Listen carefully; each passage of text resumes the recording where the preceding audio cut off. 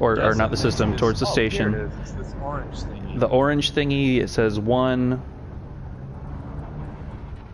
Yes, I can see you like coming into land. You're looking at the right spot.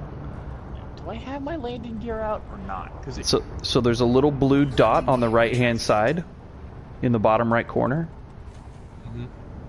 So it should say mass locked with a blue dot. If your landing gear is down, there will also be a blue dot under landing gear. Same thing with your cargo scoop. Okay, I think I'm landing. And then when you get close, it will give you a little diagram on your radar to show you you have to be centered in the middle, facing the correct direction to be able to land.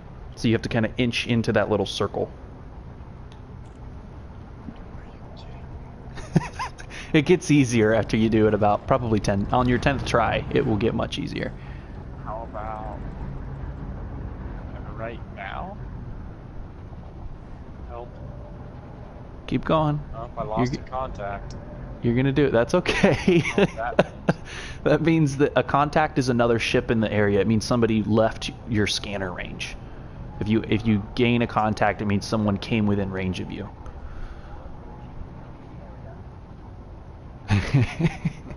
So you're turning too far to the left. You need to pivot back towards the right. Pivot.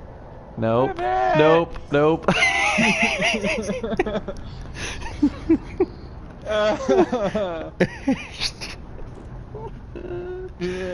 You're choosing to do one of the hardest things in the game very first. Landing is one of the hardest things to do in the game. Okay, so kind of start over, lift up by pushing up on the right stick. Okay. I didn't now know you could do it that way too. So your left stick is your kind of like your attitude adjustment. It determines if you're facing up or down. It lets you roll left and right. Your right stick determines if you go up or down vertically, and it also lets you turn, like rotate. I think yaw is the term for it, left and right. I think I'm like really breaking this pad right now. No, the pad will be fine. Your ship will break, and you'll also run out of time, and they'll kill you. That sounds like fun. Is that what that beeping noise is? No, that's just the fact that you're close to the ground. That's your ship telling you that you're near the ground. Can I land now? No, you're facing the wrong way. God. Okay, so just push to the left or right. There you go. You got it. You want to be facing the tower. So as you turn around, like to your probably like 7 o'clock right now, there's a tower. You'll be able to see it in just a second on your left. You always want to be facing the tower when you land. On your radar, you'll be able to see your ship's thrusters. If you can't see your ship's thrusters, you're facing the wrong way. So now you're facing the correct direction. Nope, almost.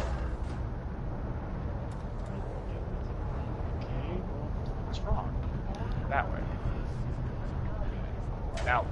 Okay, so when you are successfully in the center, forward. yeah, it'll give you a little blue circle. There's 2 lines. There's a horizontal line and a vertical line on the pad on your radar. Both of them have to turn blue, and then there's a circle in the middle that will turn blue.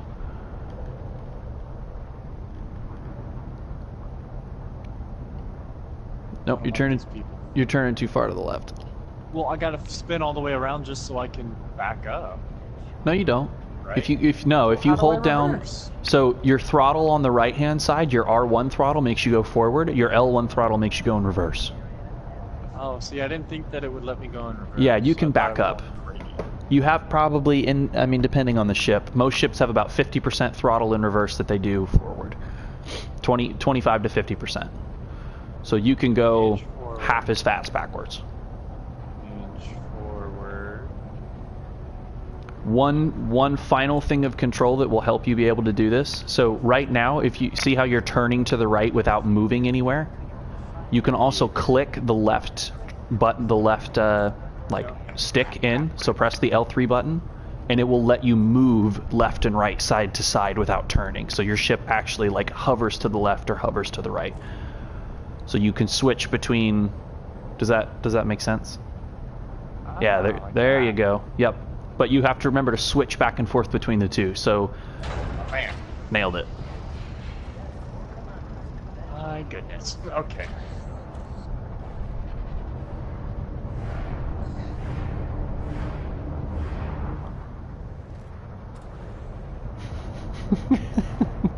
Welcome to Elite Dangerous. I just got most of that on camera.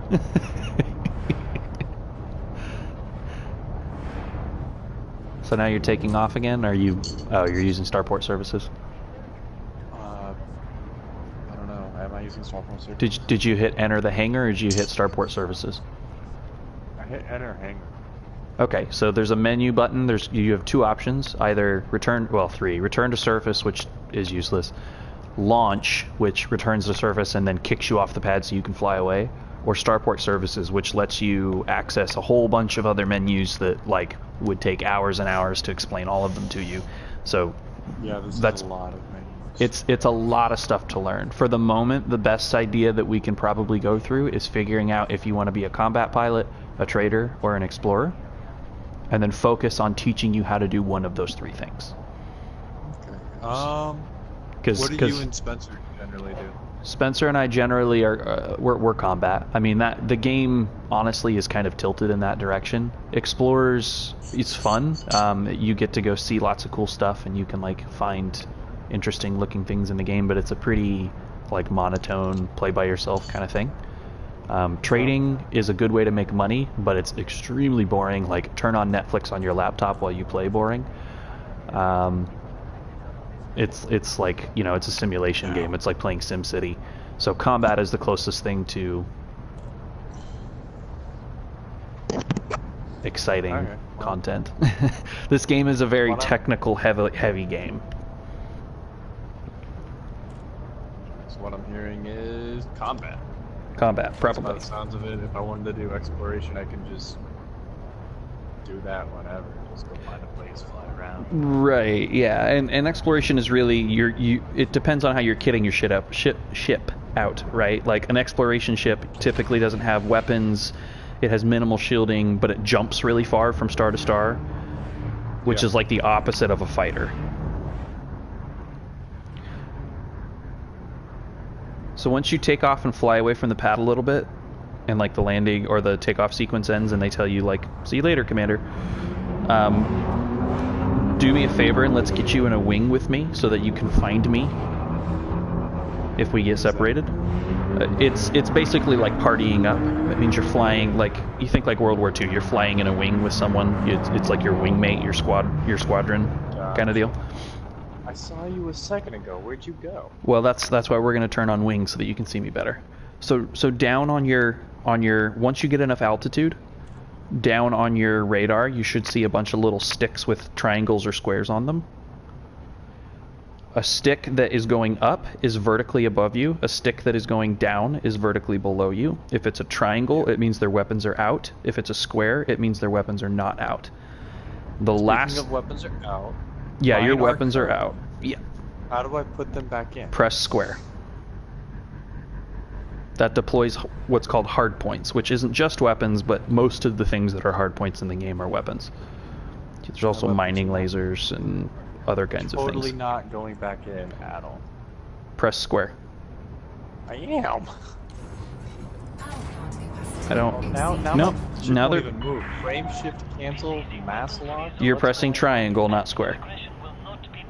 No, I'm pressing square. Frame shift is triangle. Well, that was like a minute ago when I just started pressing a bunch of buttons to figure it out. I think my game is just pooping.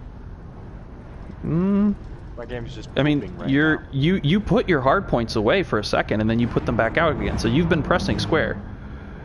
Yeah, my game like moves for a second and then stops and then moves and then stops. It's just lagging like crazy right now. Yeah, it looks like you're getting lag with me, like network lag. This is really bad lag. Wow. Okay. So we can fix some of that by getting out into orbit so that you're not on the surface of a planet because your game isn't having to render and track as many things. That's probably a good idea. Planet might take.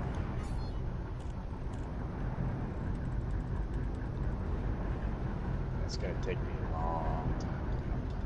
I mean, if this area is known to be buggy anyway. Jeez, dude, you're like jumping all over the place. Oh, good. I'm just now starting to angle up. Come on. Where am I? Why are you looking down?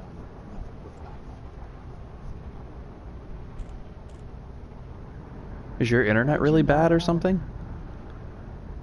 Not really, no. It's basic Spectrum Bright House network. Pretty equivalent to what is it that y'all got in Jacksonville? Well, I mean, it's not equivalent to what I got. I've got fiber. I've got a gigabit No, I don't have up and fiber. down. It's like Xfinity, I guess it would be. Right, but your speed package will determine how good your connection is, right? Like you might have like if you're paying for the cheapest one, you probably have really throttled speeds. Oh, I totally do, because I'm totally paying for the cheapest one. Yeah. So if there's other people home and they're watching Netflix or something, you're gonna have a bad time. Oh no, it's only me. So I don't know. I've never had an issue with my connection like this on anything. Just reboot the game. Something else. Okay. Like even with me playing games with other people playing games or watching TV and stuff. Just reboot the game real quick. I don't know what it's doing, but it's being dumb. Yeah, that's what I'm doing now. I'm hopping back in. So. Power plant capacity exceeded.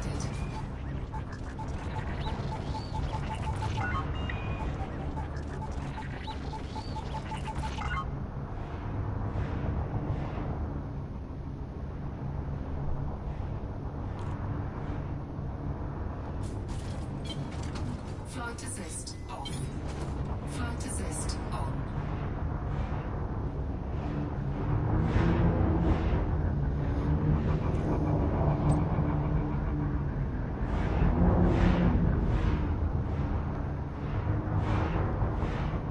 Yeah, this game gets way more addicting and way more fun once you get a mastery of the basic controls. It's just like it's kind of like Dark Souls a little bit in a way. There's just a lot of like very nuanced things that you have to know how to do, and before you know how to do them, you feel like the game is just like punching you in the nuts repeatedly. Well, yeah, it totally feels like that. Okay, where in fly? Yeah, see now I'm flying just fine. Are you in solo? No, No, you're in. Oh, Hopped into the private mode with you. yeah, you That's did. what it said I was doing. Yeah, you did. I just can't see you. Yeah. I can't see anything out of So I just sent you a wing request. So if you hold down square and press up on the D-pad button, there's that menu up there, and you should be able to go to... there's going to be a menu where you'll see like a blue icon for a wing request from me.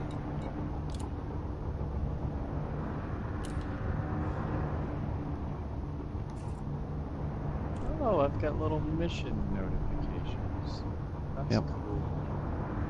You'll get some mission notifications from that area, but typically you'll get missions by going to stations. Aceli's too. Oh, there you are. Okay, I can see you now.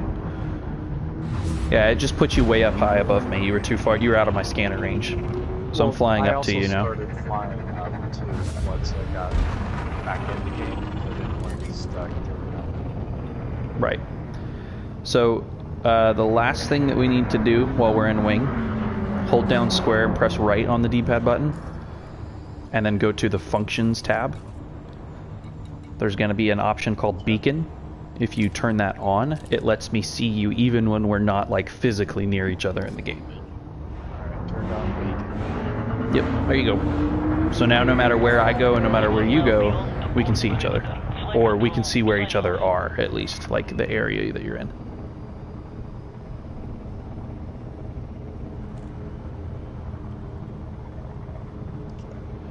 Okay, so right now you are somewhere around 11, 12 kilometers above the surface of this planet. You're angling back down towards the surface. I'm just chilling. Leveled at this point. See you.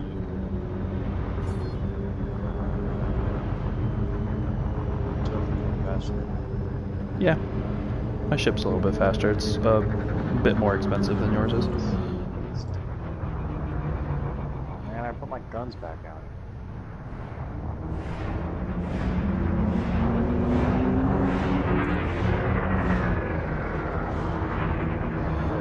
So if you want to get out, so okay. One of the things on your ship, one of the modules, is called a frame shift drive. It's basically like hyperdrive in Star Trek. Yeah, the triangle thingy. Right.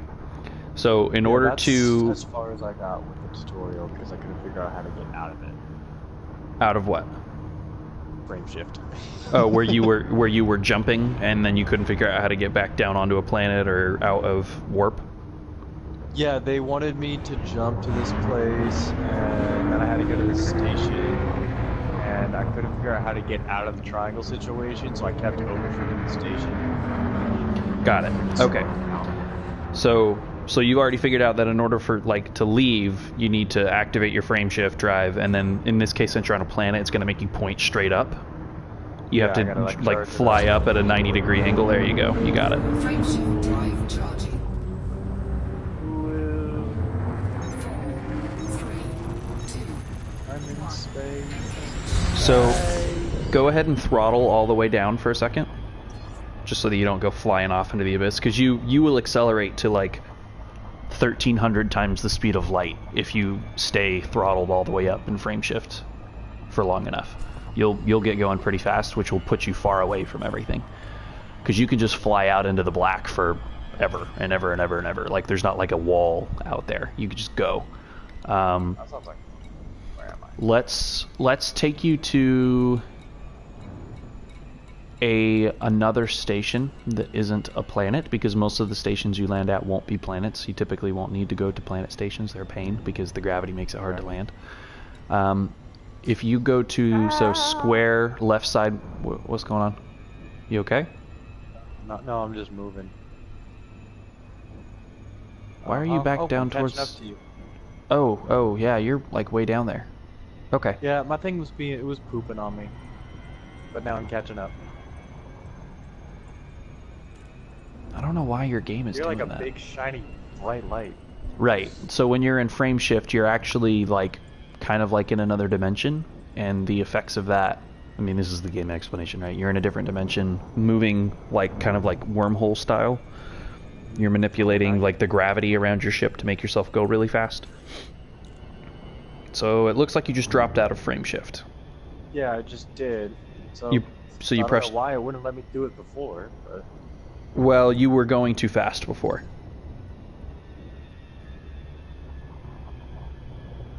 alright. So where did you say you wanted us to go? Because you didn't set the whole thingy on the navigation thingy. Right. And then you So look at it. navigation pane, square left D-pad button. Then it's going to give you a list of all of the things in this system. You can also press triangle right D-pad button to open a map of the system that you're in, and it'll give you like a graphical representation of the stars and the planets and the different like stations and things. That's more if you want to see like, oh, how many stations are there and what are the planets, what kinds of planets are there, if you want something that's more than just like a text representation. But most of the time, if you want to fly to a system or a station, you would just go to the navigation pane and find it. Let's go to Foster Research Lab, Foster Research Lab, which is 506 light seconds away. Everything in this game is measured either in light years, or meters seconds. or light seconds or light years. Right, so it's fractions of light years in the form of light seconds, which is about 32 million meters. Is about 1 light second. Engage Super Cruise. Super Cruise is when you're inside of a system, moving from planet to planet or stars to planet. It's inside of one local, like if you were in the solar system, you're in Super Cruise. That's the thing I couldn't figure out how to get out of. Right. So there's a looks minimum like little, speed. Like brackets on the side of your vision. Right. That's a representation of how fast you're going. It's giving you like measurements of speed. That's the thing that I couldn't figure out how to get out of it. Right. So when you're in Super Cruise, you can't shoot other ships. You can't do lots of the stuff you normally do because you're kind of in like a warp thing. I'm going somewhere. I don't know where now. Okay, so you've locked onto Foster Research Lab. You should see Foster Research Lab in the bottom left corner of your screen and a little like representation of what the station looks like and its orientation to you. Yes. There's also a little. The wrong way. So you see the little dot like the little white or bluish dot and a little Yes. crosshair, that's telling you if you're facing away or towards your target, right? So you want the little blue Found dot it. to be right in the middle of the crosshair. Nope, you dropped again. Crap. So you have to actually fly there, and right now you're 506 light seconds away, so you have to speed up, fly there, slow back down before you get to it, and then drop, like what you just did. So you were pointing towards it, but you dropped in orbit around the planet that we've been at this whole time, because you didn't actually fly anywhere. Or you did, but not very fast. Yeah. Foster's home for imaginary friends. So the general rule is, if you don't want to overshoot a station, throttle up to 75%, and never let, well, you can't really see the time because that star's right there, but never let the time to destination drop below 7 seconds. You want to keep it between 7 and 10 seconds, and you'll get there. You won't overshoot it. The problem you were probably having last time is that you were going too fast, so when you went to drop, like what you just did right there, you dropped when you were going too fast. Why do you Yeah, I keep did. dropping like that? Well, because you said the 7 seconds thing, and so it got to like 10, so I went to go drop, and then it started yelling at Well, me. see, and but said, you're not double there. pressed to But drop, so I double pressed. okay, so I think we have a distance and space problem right now. You are on a planet that is roughly the same distance from where you're trying to fly to as the sun is from the Earth. So you need to face the thing that you're trying to go to and then fly there for long enough to where you're close to it. Because if Yeah, you no, drop, I get you just that, drop out into empty space. I know, you were saying the whole arrival time thing, you want to drop out like around 7 seconds. It was at 10 seconds for my arrival Right. time. So- I was going to drop out so of it, your and then ship it wouldn't is- let me drop, so I emergency dropped because that's what it told me to do. Right, because you didn't want to emergency drop. You're looking at two different things. The time to arrival is telling you if you keep going at your current speed, how many seconds or minutes will it take for you to physically like crash into your target. But your ship is smart enough that it actually throttles your speed up and down for you based on how close you are to another gravitational body, how far you are from your target, that kind of stuff. So keeping that time to arrival somewhere between 7 and 10 seconds is what you want to do. So that way when your distance to target drops to below 1 million meters, you can then it'll like give you a little blue thing on your screen that says, okay, you're safe to drop now. You can press triangle, it'll drop you into the system. It'll make sense after the first time you do it. Let's go for it, okay. So right now you should have two things. So it should say Acellus, or no, what's it called? Frickin' Foster's Research Lab, right? And it'll say 580-ish light seconds, and then it's somewhere in the neighborhood of about 10 to 15 minutes. As you continue to speed up, so on your radar, you see where there's that like 1 point something C, 2 point something C. That's measuring your speed in multiples of the speed of light. C here is the speed of light. So you're speeding up to many times faster than the speed of light to get to where you're going. If you keep your throttle at 75%, you won't overshoot.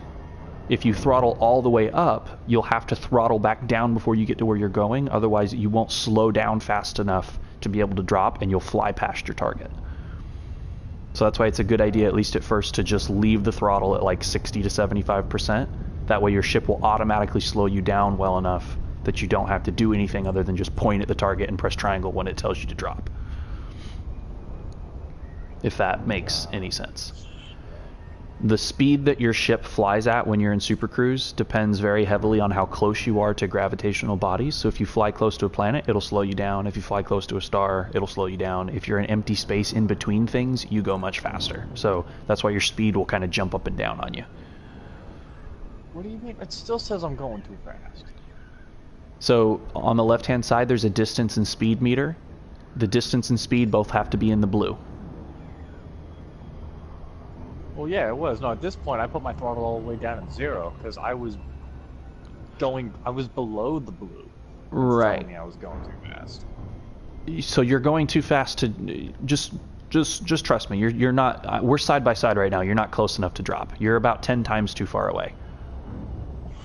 at least. So you see where it says like 0.13 or 0.12 ls light seconds? That needs to drop to below point. So see, now you should have megameters, 24, 20-ish megameters. When that drops below 1 mm, you're close enough. It means you're within 1,000 kilometers and you can drop in.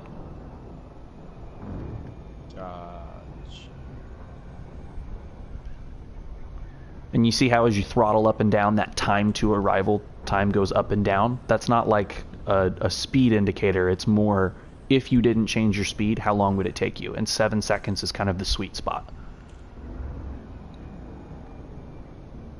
Did it let you drop in? Yeah, let me drop this time. Does it make a little more sense now? Okay.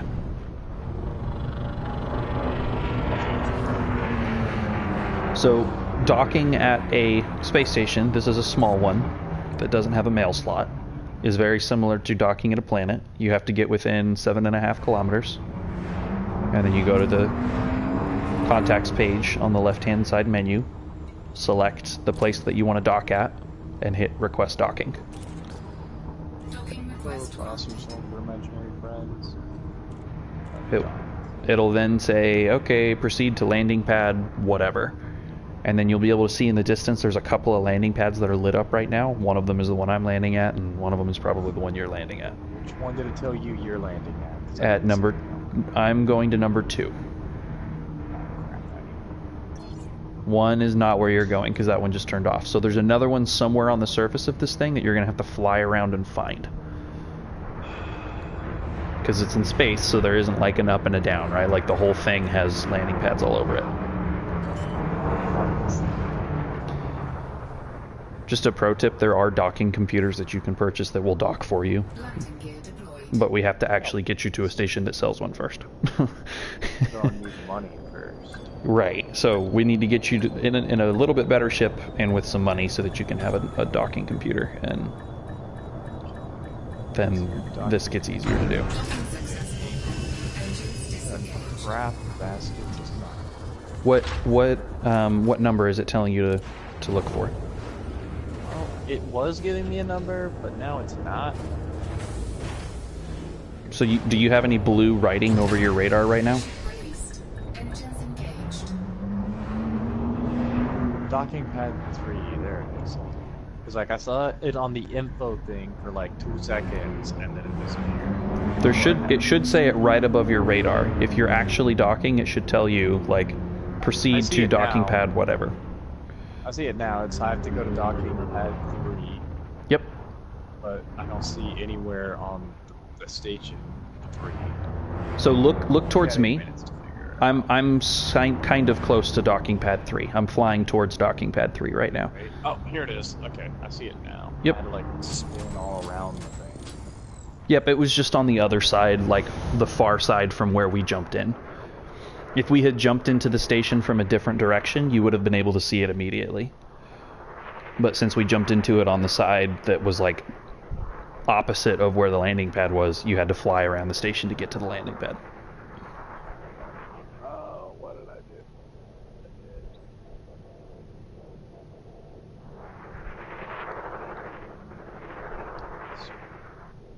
There you go.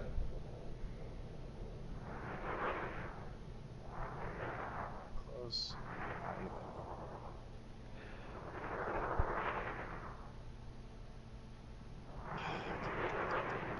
So maybe just focus on one aspect of getting to the center at a time. I'm just trying to. Yeah, now I'm just trying to get to the circle. Yep. Wait, no, I don't want to move up. I want to move. Forward is the throttle, the R1 button. Yep, there you go. Okay, turning. You're also going to want to look up a little bit, like pitch up, because you're bent too far towards the ground. There you go. You're bent too far towards the ground. Thanks, man. I've worked hard to be that way. Good. Done a good job. We're proud of you, son. So it looks like you're flying too far forward. It says I'm not. I'll figure it out. Oh, no, you're good. I just had a bad angle. That's me. There you go. You should be right in the middle now. Boom. Nailed it. Kind of work. Nope, Let's you did go it. to the hangar. No. Are you frustrated yet? Little. I knew this was gonna happen. My mac and cheese is cold now.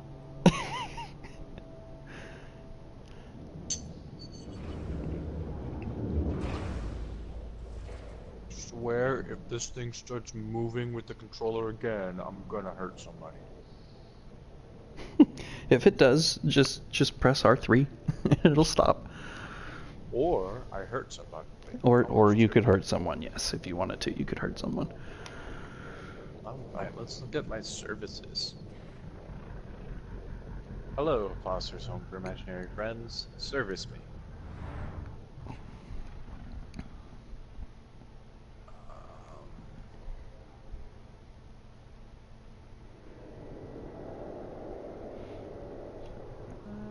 Don't to worry about fueling or repairing yet. So I guess I look at like commodities market for buying crap, mission board to get money. yep, mission board will give you, so very early in the game, missions are a good way to make money. Later on, you don't need missions as much because you can, like, what Spencer and I do is bounty hunting. Basically, we fly to orbital rings and we look for wanted criminals, we kill them, and then we take their bounties back to stations. That's one of the best ways to make money.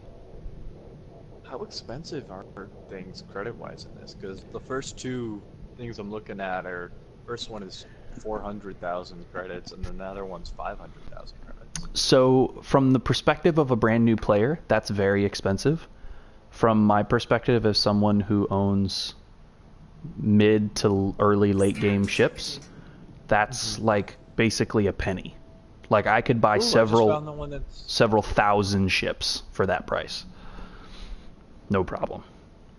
See, I just found something that was totally cool, but then realized I don't meet the requirements, because this one's like almost 2 million. But What ship is it? Requirements. I'll do it. What Well, no, ship?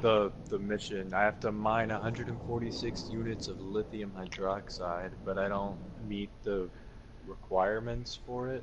Right. I would recommend that you ignore mining when you're starting out because it's pretty technical and very boring and not very lucrative and takes a long time. If you want to get money, the easiest way to get money is to get comfortable piloting. Let's get you a better ship with some weapons, and then I'll take you to an asteroid belt, and you can basically mooch off my kills. Because if you are attacking the same guy I'm attacking, and we both kill him, we both get the same amount of money for it. Okay, so we kill a couple of ships, you make a ton of money, and then there you go. That'll like teach you combat. It'll teach you all that kind of stuff. Okay, I'm down for mooching. Flight assist off. Where do I find more ships to buy? So if this station has a shipyard, which it might not, I didn't check. It does. Right. Typically, only larger stations have shipyards. So this is like a small, like outpost. The larger stations are the ones that have the mail slot, where you have to fly through that little gap in the station, and then you're in this big chamber. Those are the ones that typically have some, if not most of those, have shipyards. Yeah, this one doesn't. And then the next ship that you're probably going to want to step up to from a Sidewinder, because a Sidewinder's pretty garbage, is either an Eagle or a Adder. If you want to get something a little more multi-role with better armor, go for the Adder. If you want something that's strictly combat focused and is also a little bit cheaper, go with the Eagle. The Eagle is easy, it's squishier, so it's easier to kill. But you're faster, you're more maneuverable, your firepower is... it might not be better, actually. The firepower might not be better, but you're definitely more maneuverable. Okay, what am I looking at, like, price-wise? Because I only got 1,000 credits. Right, you're looking at several hundred times what you currently have, but we can very quickly earn you more money. All we have to do, let me look and see if there's anything in this system. Hang on. There is not. These missions So are kind of crap. yeah, it's okay. It's okay. Other than those mining ones. But you say they're boring. So the next thing for us to do is to teach you how to jump. God, I didn't realize there were so many things to learn how to do in this game until I'm trying to explain how to do it to somebody else. I mean, if I had just sat down and gone through the tutorial, I wouldn't have had this issue. You probably still would have, because I went through the tutorial and knew basically nothing, but... If you want to do the tutorials, go do the tutorials. I mean, they teach you how to fly, I think they teach you how to jump. Yeah, I'm already in the middle of this with you, so I might go through the tutorials on my own time at some point. Okay.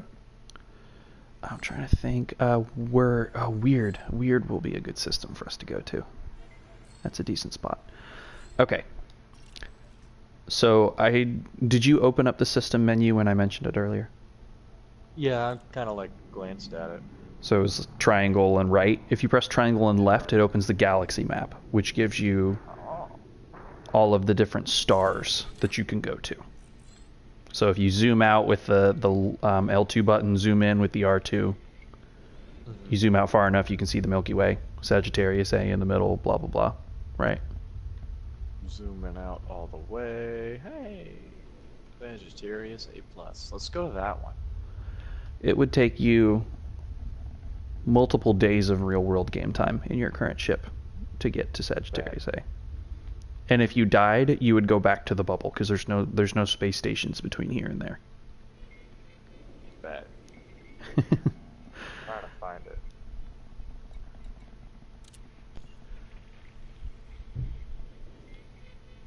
Okay.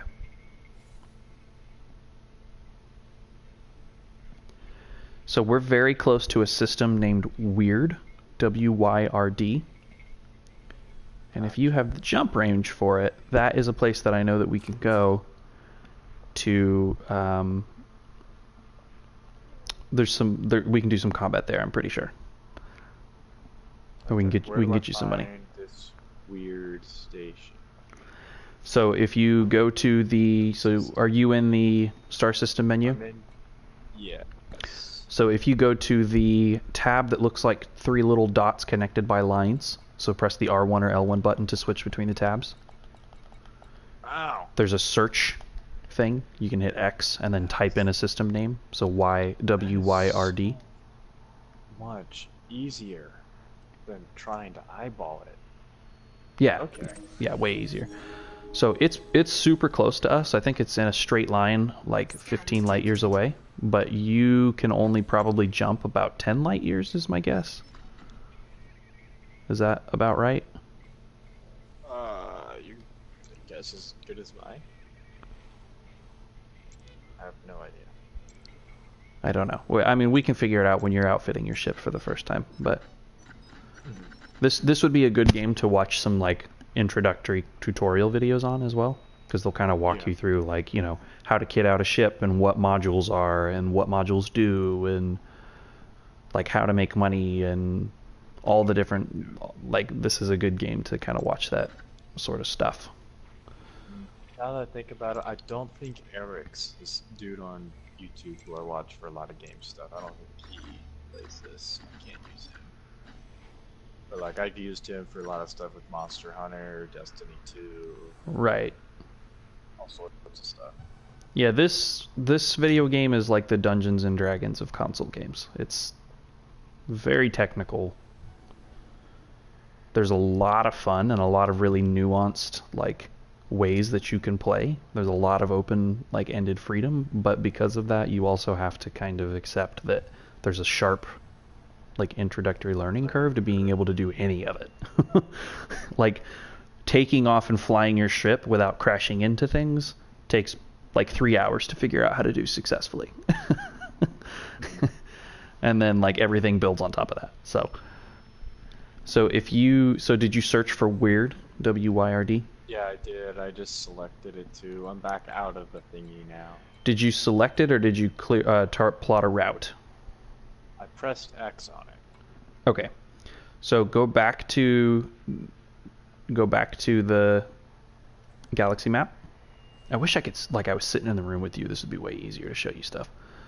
What is scanning me? Why is it saying scan? It just means there's a system authority ship that's flying around scanning everyone in the area. Don't worry about it. Unless you've stolen something or killed someone, it's not a problem.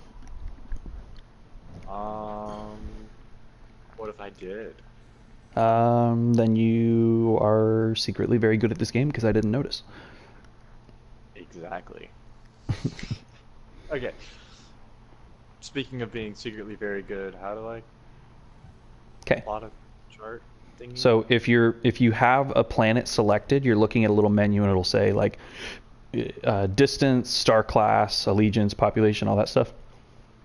Yes, I've got weird selected anyways. Okay, so there should be 4 little icons at the bottom of the menu that popped up when you clicked X on weird.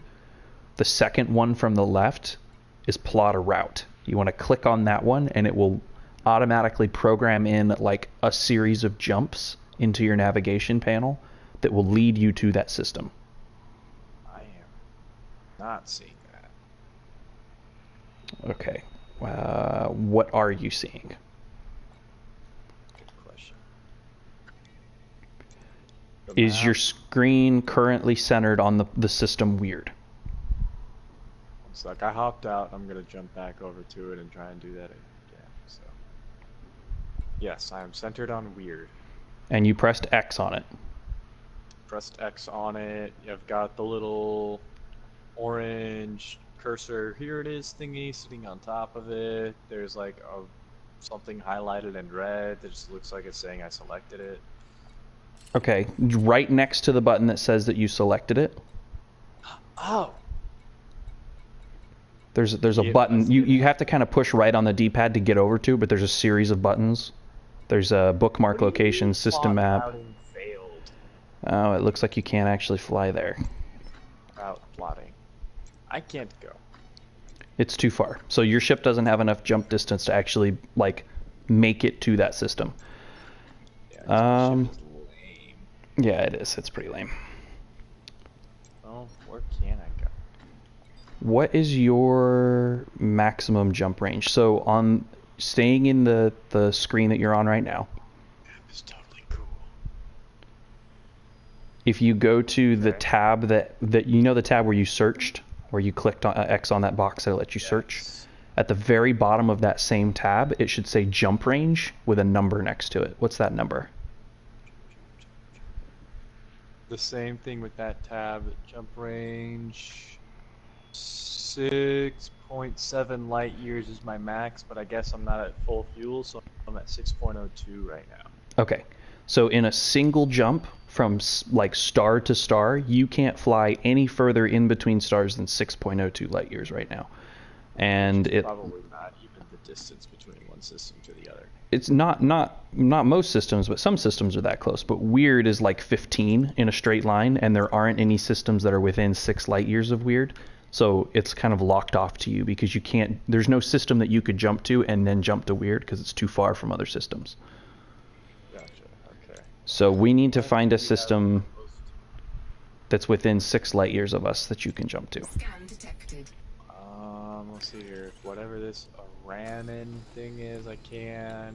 So yeah, there's actually an easier way to do it. If you go back out of this menu and just go to the navigation panel, it will give you systems that you can just jump to. Like it'll give you a list of them. So all of those ones underneath will say too far or whatever, but it looks like there's 3. You can go to Aranin, Danan, or Dahan, or LP98-132. So let me look at those 3 real quick, and I can tell you if any of them have bounty hunting at them. But honestly, it doesn't matter a super whole lot because we're just looking to make a tiny bit of money. So Yeah. Dahan, LP, whatever, and Aranin. Extraction and refinery. We want to go to LP98-132. So from the navigation pane, just plot a route to LP98-132. Lock destination. And then that will give you so that little icon next to your radar with the little blue dot and the crosshair in it, that's now pointing at the star that you need to jump to. So you want to turn your ship and fly towards that dot until you can see the icon, if that makes sense. Okay. And it should have a little yellow half circle that says LP 98-132 with like the distance in light years, and then an approximate arrival time, just like if you were flying to something in system like another planet. In this case, it should say greater than 1 year to get there because it's multiple light years away. Ah, here we are. Yeah, it's like 5 light years.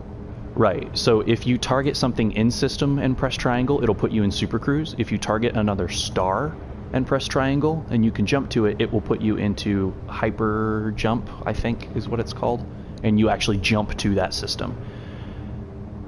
Now when you do that, it's going to put you out right in front of the star, so the minute you jump in, don't like put your controller down because you're going to have to pull up on the stick, otherwise you'll crash into the star.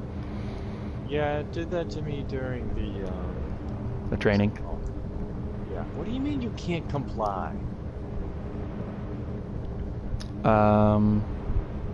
You're probably have your landing gear up, or you're too close to the station, so you need to fly further away from the station so you're not mass locked. It's totally both.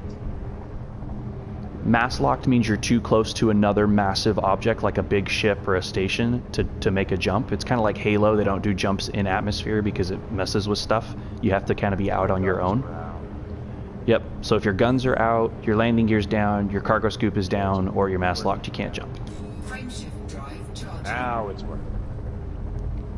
So once you jump to that system, throttle up or pull up on the stick to face away from the star, and then just kind of slow down on the throttle. So hold down L1 to slow down so you don't go like flying off into space. And then we'll take it from there.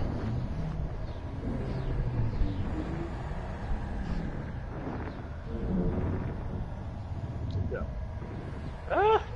That's a start.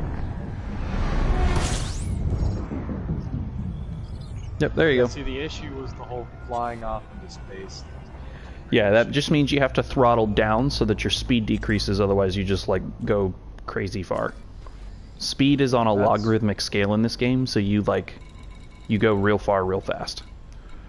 You see, that's what happened. Oh, it's doing the same thing I had to deal with What, man? in the tutorial. What? Where it's like I'm currently not moving at all, but as soon as I start trying to move, it starts bumping me back into the whole super fast mode, and even if I'm not moving, I try and get rid of it, it won't let me. Okay, so super fast Okay. mode, you're not actually Stop going that. you're not actually going that fast. So are you saying that when you pushed up on the throttle it puts you into super cruise? As in, no, like, it wouldn't let me get out of Super Cruise at all, So unless I was doing another emergency jump out. right. So generally speaking, you don't want to leave super cruise unless you're going somewhere, because then you're just going to drop out into empty space with nothing around you. So No, it's just I didn't know where I needed to go after this. Like, I'm sitting in front of the star, but I didn't see anything else now, so I was trying to stop so I could figure out where I was. right. You can jump out or you can drop out of super cruise to do that if you want, or you can throttle all the way down because you're moving so slowly compared to the size of planets and stars that it's basically like you're standing still. 30 kilometers a second in comparison to a star is like you're not moving. Gotcha. So I'm gonna drop into where you are here in a second. And then we're gonna target something and fly to a place to go make you some money. Stop. Scan detected.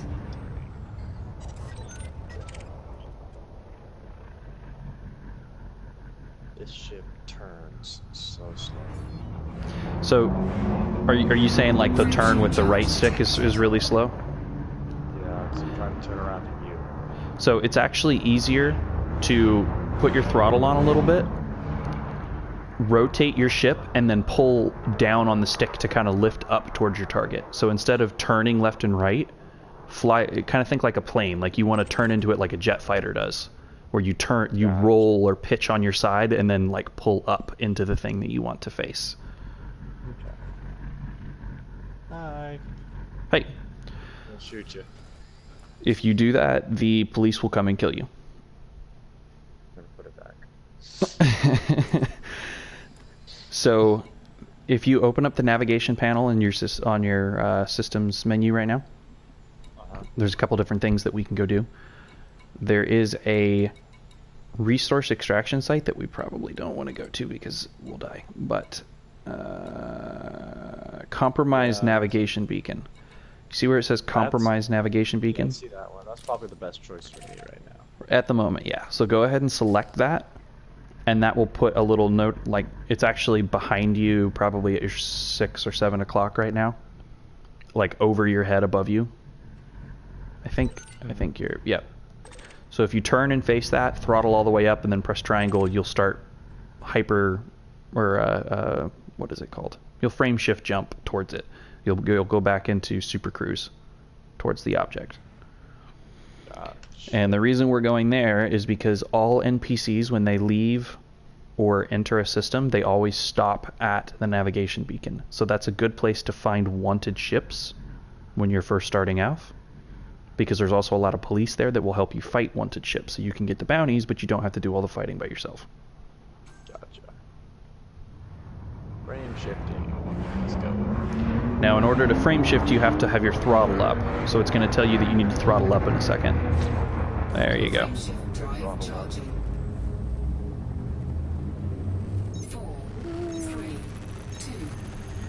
So now remember, you want to throttle down to like 50% or 70%, because this is pretty close to where we are. It's not that far. So you don't want to overshoot it. It's still telling me to slow down. I have throttled as far down as I can. Sometimes it will still do that. It's okay. Just ignore totally it. Overshot this thing. Okay, let's. So if you overshoot it, speed up for like 2 seconds, slow all the way back down, flip around, and then try again. Because if you slow all the way down and try and flip around, you'll just kind of like loop around it in a circle, and you'll never be able to face it because you're too close. Yeah, I see it now. Yay, safety, disengage, ready.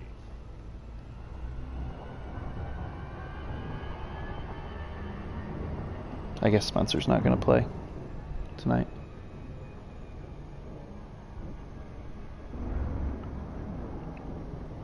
Are you not getting on? Question mark. What a wiener.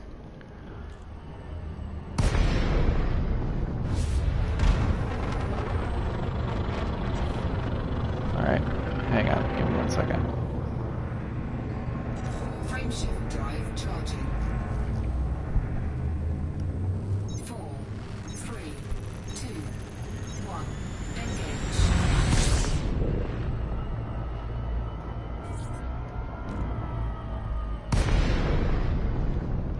Okay. So there you are. Alright, so there should be a whole bunch of stuff going on around you. Don't shoot at anyone. So that guy that's shooting at somebody else, ooh, if we killed that Conda, you'd be in pretty good shape. Oh, there's the shooting. Okay, so the only kind of people that you can attack are people who are wanted. So that guy you're targeting right now, Vitus Salatine, one, he's in the biggest ship in the game, so you don't want to shoot at him. Two, I'm just trying to see stuff. Two, if you face him for long enough, your ship will scan him automatically if you're close, like within 3 or 4 kilometers. And then it'll tell you if he's wanted or not. So under his name, it'll say like his ship name and the kind of ship. And then it'll say he's wanted. That means that if you attack him and kill him, instead of being hunted by the police, you get a bounty, and you can turn his bounty in. That's what Spencer and I do to make most of our money, is we find people who have wanted, we kill them, and we turn in their bounties. Like the Vitus Latine dude.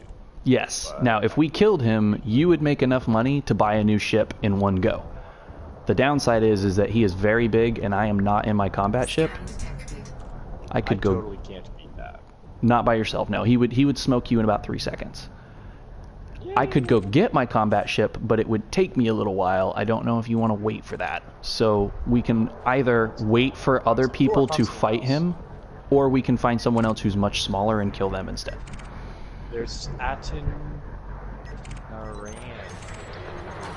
Target shields online. Atten Naran. He is in a Diamondback Explorer. We could probably take him. I just realized that this is not necessarily the best place for us to be because the system police don't come here. Mistakes were made. We just need to get you a little bit of money though. Okay, so if you target, you're targeting that Atten Naran guy. Alright, I'm gonna try to do my best to help you kill him. I've got missiles on this ship, which is not a good thing. So just kind of follow him around. You're targeting him now. So follow him around and stay within, try and stay somewhere between 1 and 2 kilometers away. He's flying, he's moving. Well, no, he just, my thing just like stops targeting. Did you press X? No. It just stopped. Okay, I guess he just got too far away. He probably got too far away. You have to be within, in your case, probably about 3 kilometers. So you want to stay somewhere between 1 and 2 kilometers away from him. I'm going to try and get him mostly dead. I'm going to try and get him mostly dead, and then when he's almost dead, you start shooting him, because that way when he dies, you'll get the bounty, but he's not going to try and fight you the whole time, because he'll smoke you. Gotcha. You ready? I just like what press. So press. So your weapons are already out. Yeah, your weapons are already out. You should see, probably it says pulse laser somewhere on your screen, like on the right or left side. Yeah. So try facing not towards a ship, like just face towards empty space, and press that pulse, like the R2 button, and it should fire for you. Ah, okay. Okay, so don't do that until he's almost dead. I'll tell you when. So just kind of watch me fight this guy, because I don't want you to get boned. Don't know where he is now. If you hold down, you can either try and find him, or you can hold down X and press the left D-pad button, and it will cycle through targets in your area until you find him again. You can also find me, because I'm the only blue icon on your radar. You can find me and then fly in the direction I'm flying, because I'm chasing him right now. I'm following him around. Are you the blue triangle? I am the blue triangle. I'm a triangle because my weapons are out. I'm blue because I'm your friend in your wing, and I'm not solid. I'm hollow because I'm a human player versus an AI. Are you moving right now, or are you holding still? Now I'm holding still. You actually turn better when you're moving. So if you're trying to turn your ship to look at something, it works better if you're moving forward at the same time. Your ship doesn't spin very fast when it's stationary. 6 kilometers away, or 6,000. Yeah, you're 6 kilometers away. Okay, so just follow me, he and I around. I'm going to start fighting him, okay? Almost. Oh, this is going to end really poorly for me.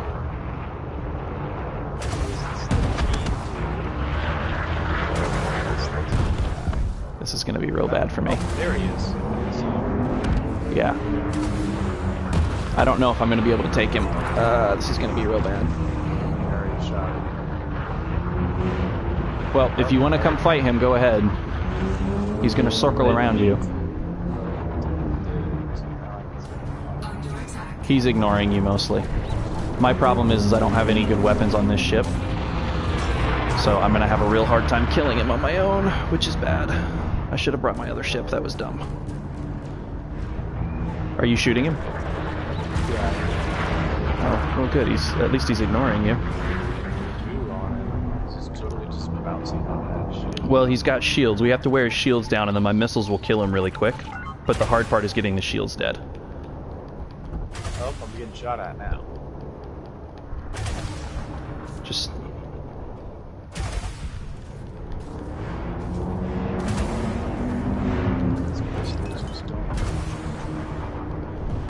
Target shield. Alright, his shields are down.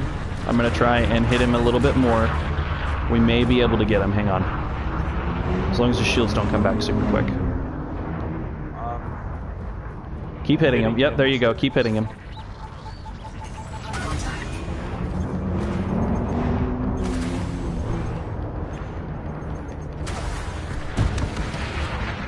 There we go. Keep hitting him.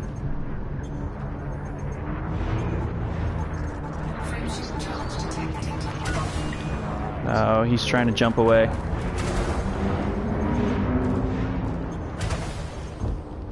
Hang on, just keep following him. Yeah, I'm trying to catch back. Yeah. Oh, he's moving a lot faster. He's running.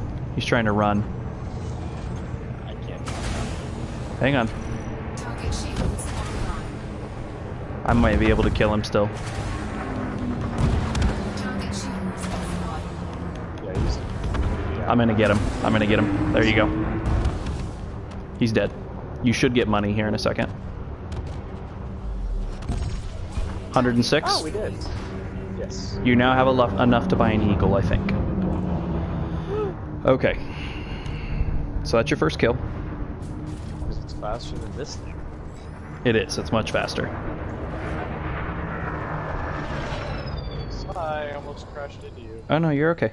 All right. So now we're gonna fly to Freeport, which is the big station in this system, where they definitely sell ships that you can get and pilot and do stuff with. So you want to open up the navigation pane, select Freeport, lock destination, then like fly until you're facing Freeport. Did he take your shields down, or was he just kind of shooting at you a little bit? He like shot at me a couple times. Basically, as he was turning, and I was in his field of vision. Right. Yeah. My ship is much more expensive than yours, and that's mostly how NPCs determine who's more dangerous.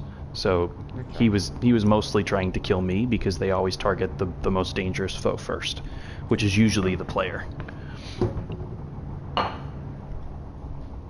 There's Freeport. Okay. Light seconds.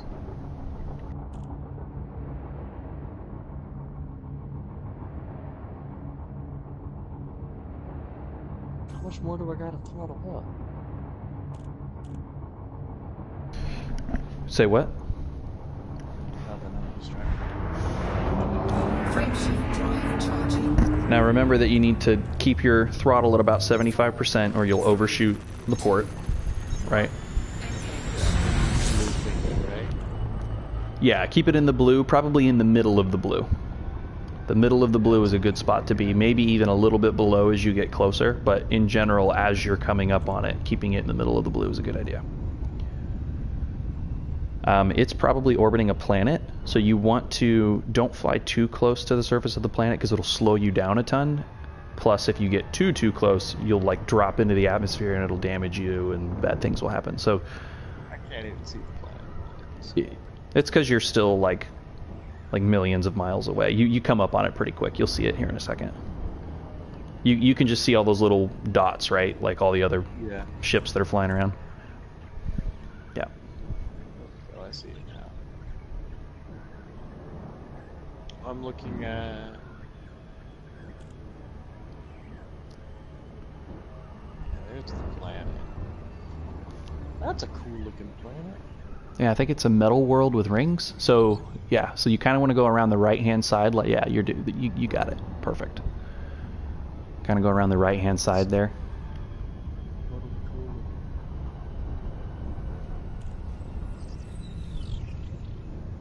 There's a hazardous resource extraction. Why isn't there a normal resource extraction? That's such a pain in the butt. Because a hazardous one is a bad idea for us to go to. Did you drop it? Did you drop out of frameshift? I just did, yeah. Oh, okay. Or, yeah, I did. Because you weren't at the station yet when you did it. No, I wasn't. Sorry, someone was calling me and I was trying to figure out who it was. I heard Naruto music playing and got confused. Is that your ringtone? Yeah, it's totally awesome.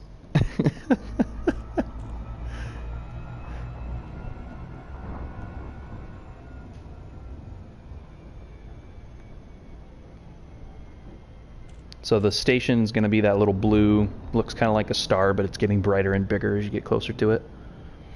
It's in the shadow of the ring of this planet. Which, this is actually a pretty cool planet. Looks like it's landable too. I don't think it has an atmosphere. We could probably land on it if we wanted to. Most of the planets are boring though. There's not a whole lot going on down there. They're just rocks.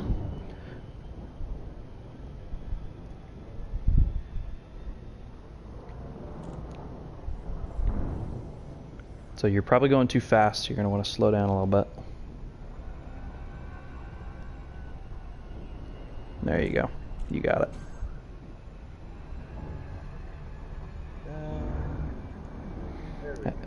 And then here's for the really, really fun part. This is your first experience with the mail slot. I've flown out. So from your perspective, the mail slot is on the top of this station right now. So it rotates on an axis that goes through the middle of the mail slot. So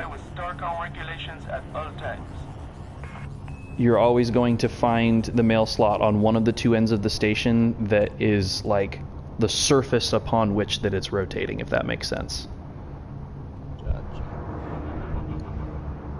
The rest of the station rotates, I think, counterclockwise around the mail slot. So again, you get within 7.5 kilometers, go to the contacts panel, select Freeport, hit request docking, and then you have to maneuver yourself so that you're facing the mail slot straight on. And then the really fun part is that in order to fly through it, you have to rotate your ship a little bit as you're coming towards it. Otherwise, like, the mail slot will rotate in front of you if you're not rotating your ship to the left slightly. That's the only thing about it that makes it hard. Alright, well I gotta find number 13.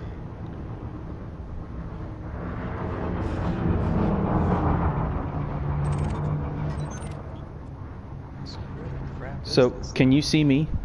Turn so you can see me and fly towards me, because you're not looking at the right side of the station to see the mail slot right now.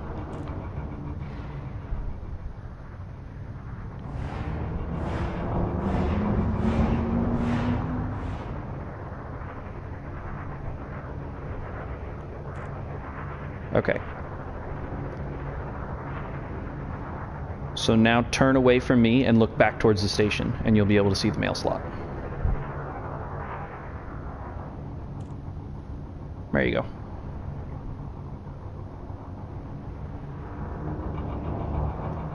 Oh.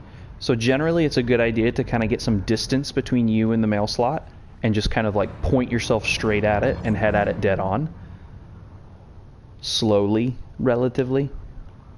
So even like flying back to where I am is probably a good idea. You probably want to turn around and come back towards me a little bit. Okay.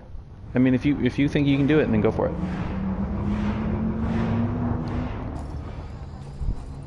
It's just you do have a time limit to dock.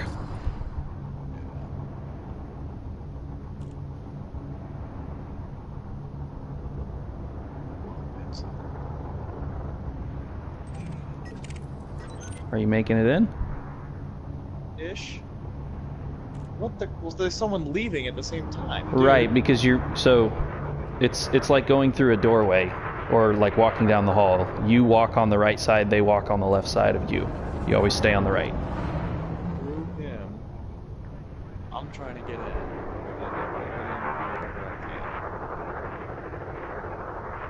There you go, nailed it.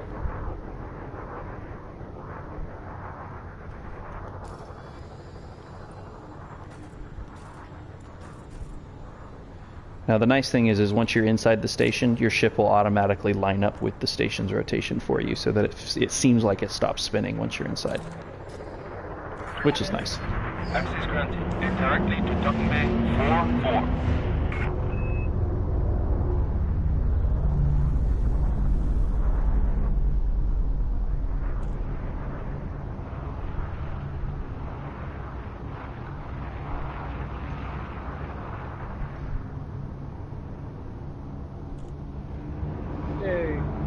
Did you land? 100 meters from touchdown. Good job. Attention, landing gear not deployed. This guy's French. The guy that's talking to me, like the Port Authority dude. He is a Frenchie.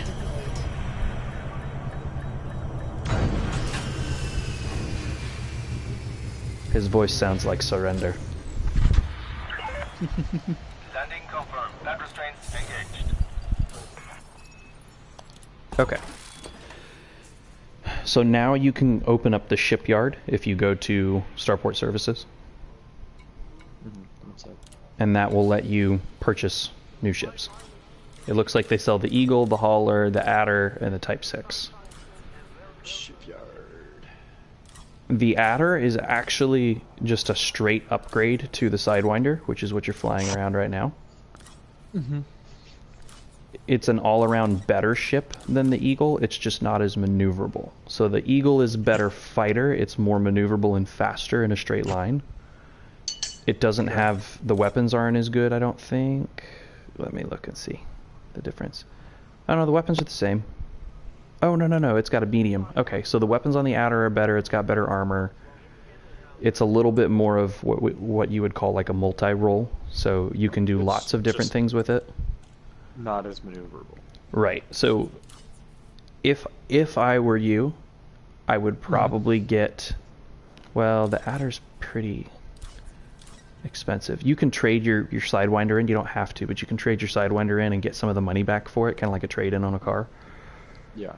But when you purchase the Adder, you're going to get the base ship with all of the stock modules, and then you're going to want to upgrade, like buy new weapons, buy better thrusters, buy better shields, buy better, whatever. So it always costs more than just the cost that it says, like, to purchase the ship outright. Yeah, so I'm guessing that when you look at this stuff, everything in blue is an upgrade from what you currently have, and then everything in red is a downgrade. Correct. Yep. Okay, so the That Adder is actually less maneuverable. right. It's a slightly heavier ship than the Sidewinder. Part of the reason why your Sidewinder has such terrible maneuverability is because you have the literal worst engine in the game installed on it. If you install a better engine in an Adder, you've got a bigger, stronger ship that flies better than a Sidewinder. So like the first thing you could buy is better thrusters.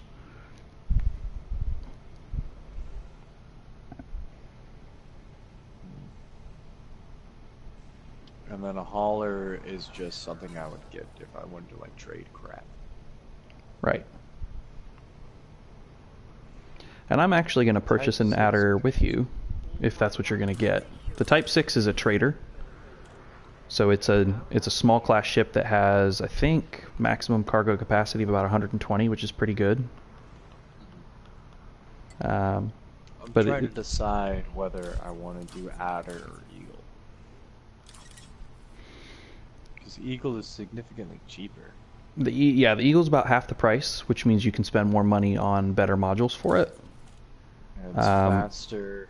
It's also, the Eagle's going to die a little bit quicker when people start shooting at you. The Adder will live longer, but you're slower. Shields are the same, but armor is significantly less. And again, these stats that you're looking at on the screen are all the base stats with stock modules installed. It all changes the minute you start buying new modules. So the Adder and the Eagle can have many of the same modules. Like, they're the same size ship, so you can purchase the same kinds of things to put into them. It's just the differences are like the Eagle probably has fewer slots for some kinds of modules, where the Adder has more. But the Adder weighs more because it's a bigger ship, so in general it's going to fly less with the same engine in it. It's like if you put a 4-cylinder engine in a 18-wheeler, it's not going to take off the same way that like a hatchback would, because the weight's bigger. It's the same kind of thing. So you're suggesting Adder? Well, I mean, it's really up to you. Most people jump from a Sidewinder to an Eagle because an Eagle is basically just a better Sidewinder. Plus, it looks like an F-16, which is kind of cool. The Adder is, in my opinion, a better multi-purpose ship than an Eagle because it's got more cargo space. It's got a much higher jump range. Generally speaking, it's tankier, so like the way I like to fight, it fights better than an Eagle does. But an Eagle, if you're looking for something that's really maneuverable and easy to fly, an Eagle is probably the easiest ship to fly in the game. So it just depends on what you want to do.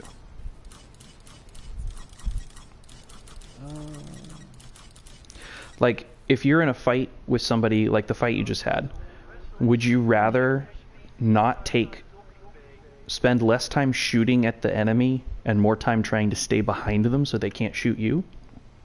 Or do you want to trade hits with them? Basically, you stock up on your shields, you stock up on your hull, you make yourself kind of tanky so that, kind of like what I did, where I just faced them down. I took their incoming fire because I knew I was doing more damage. Which of those two is more appealing to you? Do you want to be a tank or like a scout? I'm generally more of like a get in behind them and chase them down kind of person. Okay. So then you probably want the Eagle, which is not a bad thing because it means you have more money left over to maybe buy like better engines or another weapon or something with it. Weapons, maybe, 'cause Right. They just use pulse lasers. Which pulse? There's nothing wrong with pulse lasers. Pulse lasers are fine. Okay.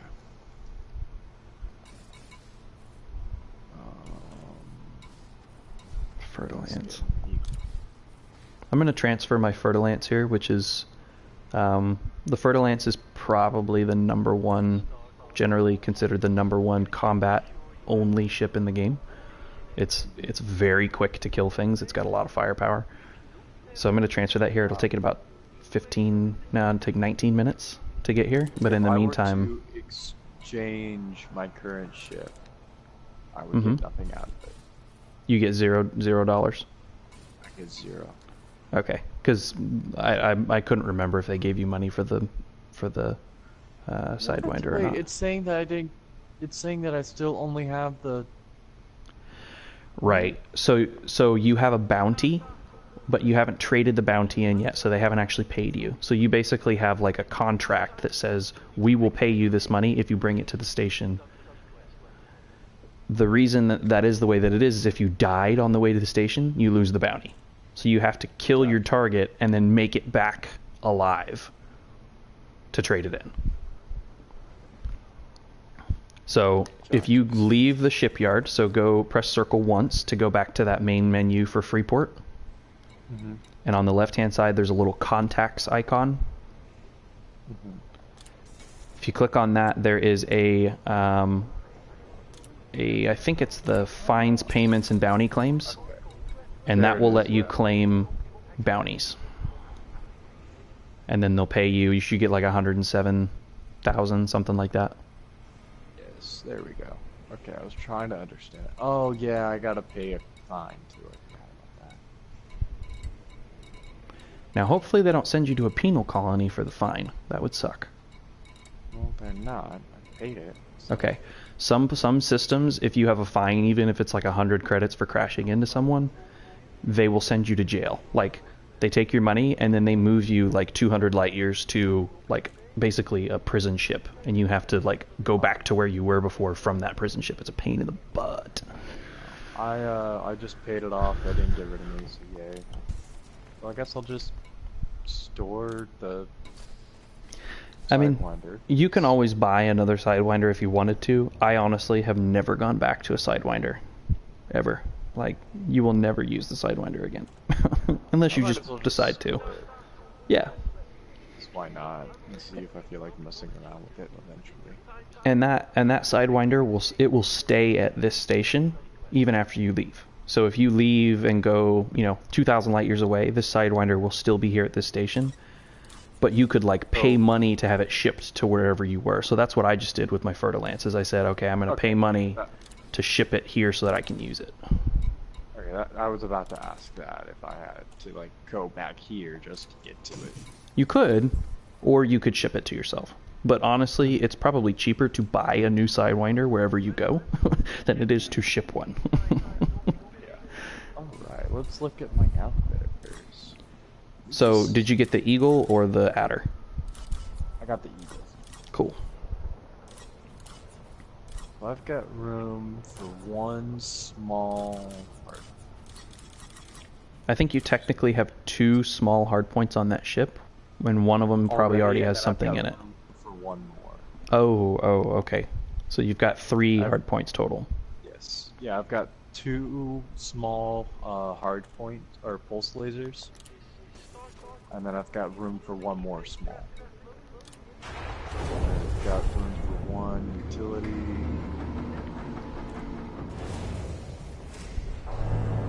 Just got all the basic stuff. I don't even have. Wait, I don't have a life support system. What? No, you should. You should have a basic life support system. Probably like a 1D or a 2D. Yeah, Okay, 1E. Wow. One. that's impressive. Yeah. Well, it's saying no stock. I'm confused. So not every station is going to sell every kind of module. So in this case, this station doesn't sell bulkheads, it doesn't sell sensors, it doesn't sell fuel tanks, and it might not sell life support on a small enough size for you to buy it. So it does sell life support, but it only sells it in size 3 and above. So you can't fit a size 3 module in your ship. So when you're looking at modules, each module slot on your ship has a size that's represented by a large number. So in your case, you probably have like a size 1 life support slot. That means you can only fit size 1 modules in that slot, and then each module size has a ranking system for how efficient or good that module is in that size. So the size goes up to 7, and then the efficiency ranges anywhere from E all the way up to A.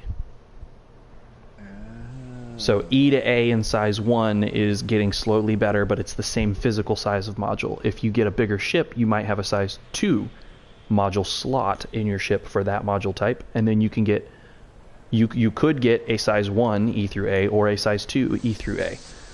Once you get big enough, some ships will only fit like my ship can only have a minimum size slot 2 shield generator because a size slot 1 is too small to shield the entire ship.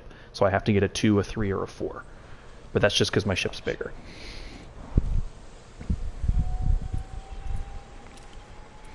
So generally speaking, so on the bottom of your screen right now, you're looking where it says total power, and it's measured in megawatts. That's the amount of power output that your power plant gives you. As you upgrade your power plant, you get more power generally, plus it's more efficient. It doesn't put off as much heat. Your ship doesn't overheat and take damage from doing stuff. How do I upgrade my power? You would go to the power plant. So it's the second module in the core internal. So core internals are things that you have to have in your ship. You can't fly without one of those. Everything else is optional. So optional in utility and hardpoints, you don't have to have anything in those slots to fly. But in core internal, you always have to have something in each one. Gotcha. Okay. Wow. Okay, so there is actually something I could upgrade too. So with the power plant, I would only upgrade the power plant if you find yourself running out of power. I would probably start with getting 4 megawatts, so that should be fine for now, right? What's your maximum power output?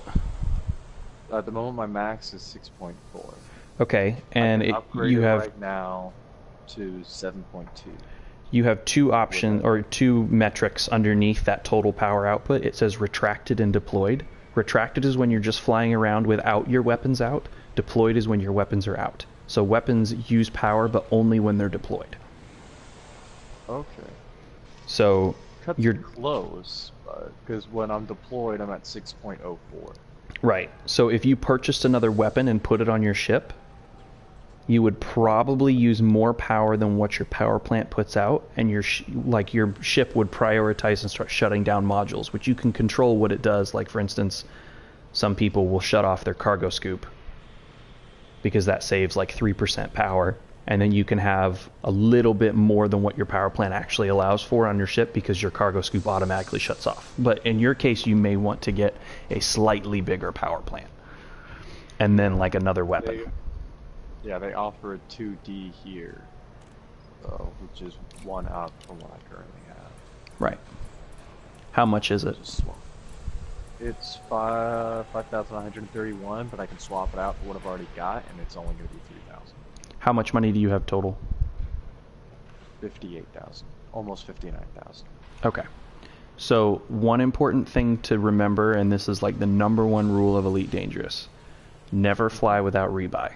So on the bottom right hand side of your screen, on any screen that you're in for like kitting out your ship, you see where it says balance and it shows you your money? Underneath that is your insurance cost. If your insurance cost is not at least if your insurance cost is more than 1/3 the size of your balance, don't buy anything. Go make more money. Because if you die, you have to pay the insurance cost to get your ship back. Otherwise, they just give you a Sidewinder. So you could be in the biggest ship in the game, have all the modules, all the stuff, and if you fly without rebuy, you die and you can't afford the insurance on your ship, You lose all of it, and you start over in a Sidewinder. Okay. Well, I can totally afford the insurance. My insurance is only 2,000. Yeah. So in your case, you could probably get a power plant, get another hard point so that you have more weapons, and then maybe look at either upgrading your thrusters or your shields. Would be my next choice. Okay. We can worry about power distributor and that kind of stuff later. That's a little bit more, it's not complicated, but it's a little more nuanced. For right now, like just getting back out to that where we just were before and like killing a couple more ships is a good idea. We'll earn you some more money. What weapon kind of thing would you suggest? I already have 2 pulse lasers, so I don't really think I want to pick up a 3rd one. So pulse lasers,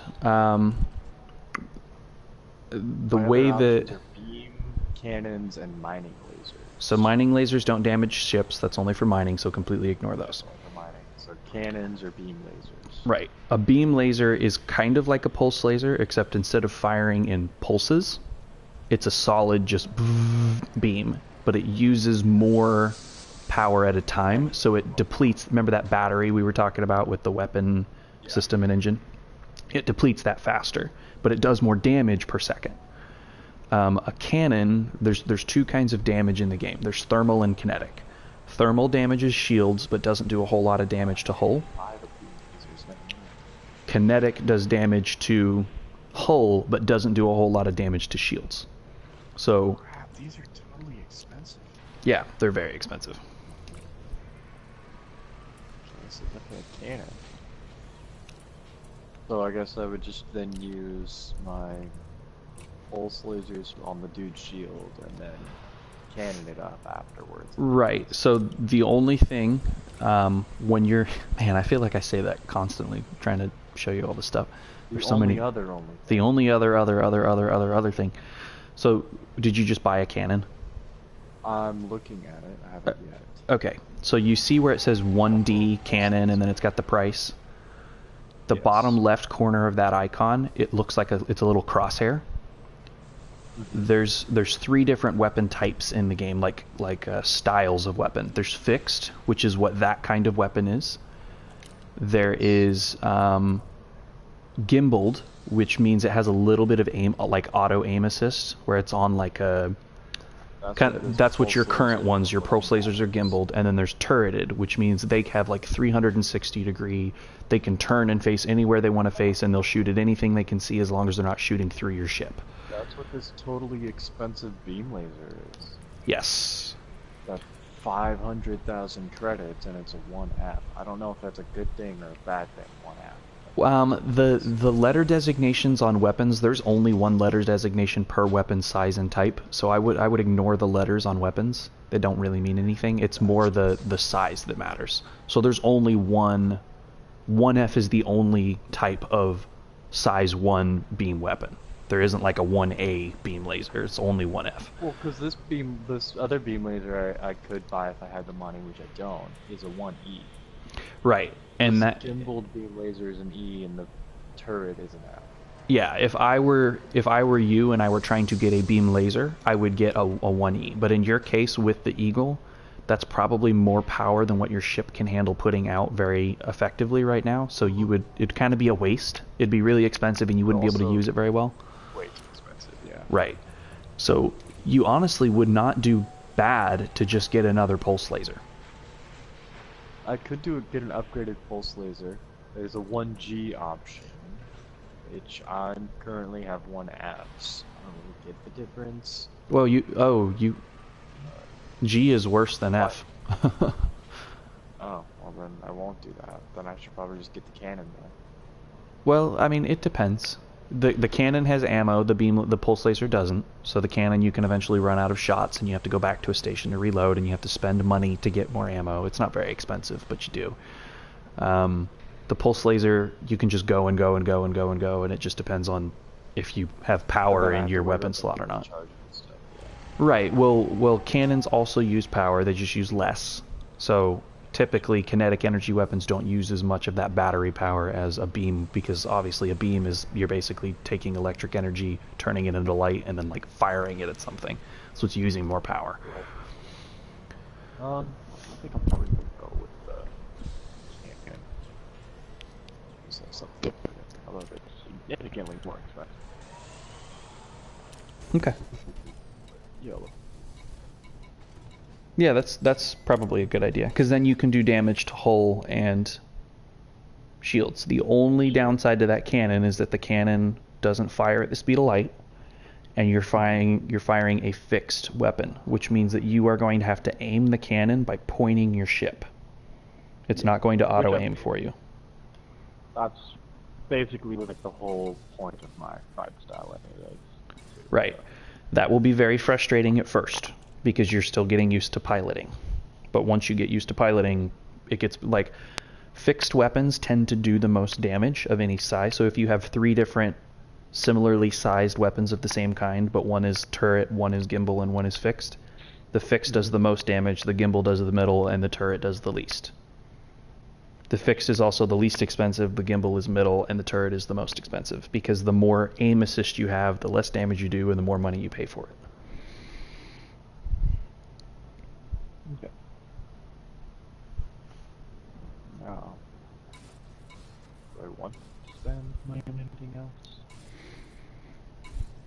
I've got 7 minutes until my Fer-de-Lance gets to this station, and then we will be able to roast and toast pretty much anything at that starport, which is a good thing, because it means that we can make you a ton of money really fast. Okay. Plus, if you get into trouble, I'll be able to kill whatever's fighting you pretty much instantly. Let's see what shield options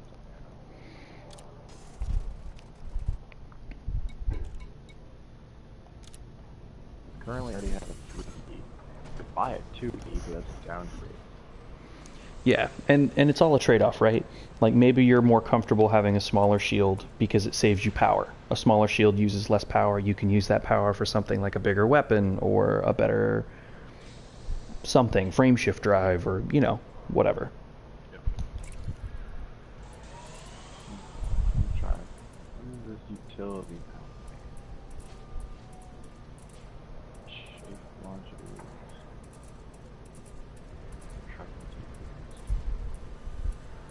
Gimbal and turret mounted devices to lose lock. Oh, that's what it is. Yep. So that's basically like chaff on a fighter jet. Like if you've got missile lock on a jet, and then it shoots off like the flares or whatever to distract the missiles. That's chaff. But it works for gimbaled things. Anything that's got a gimbal or a turret loses lock when you fire chaff. Missile and whatever. I wouldn't worry about the electric countermeasures. Nobody uses those. Like, you can. I'm just looking. Nobody uses them. I'm just looking around trying to see what everything is. Yeah. Bulkheads. I could get another bulkhead if I wanted to. It's like a list of It will reinforce your ship so that you can take more damage before you blow up. It's increasing your HP. It's also just really expensive. Yeah.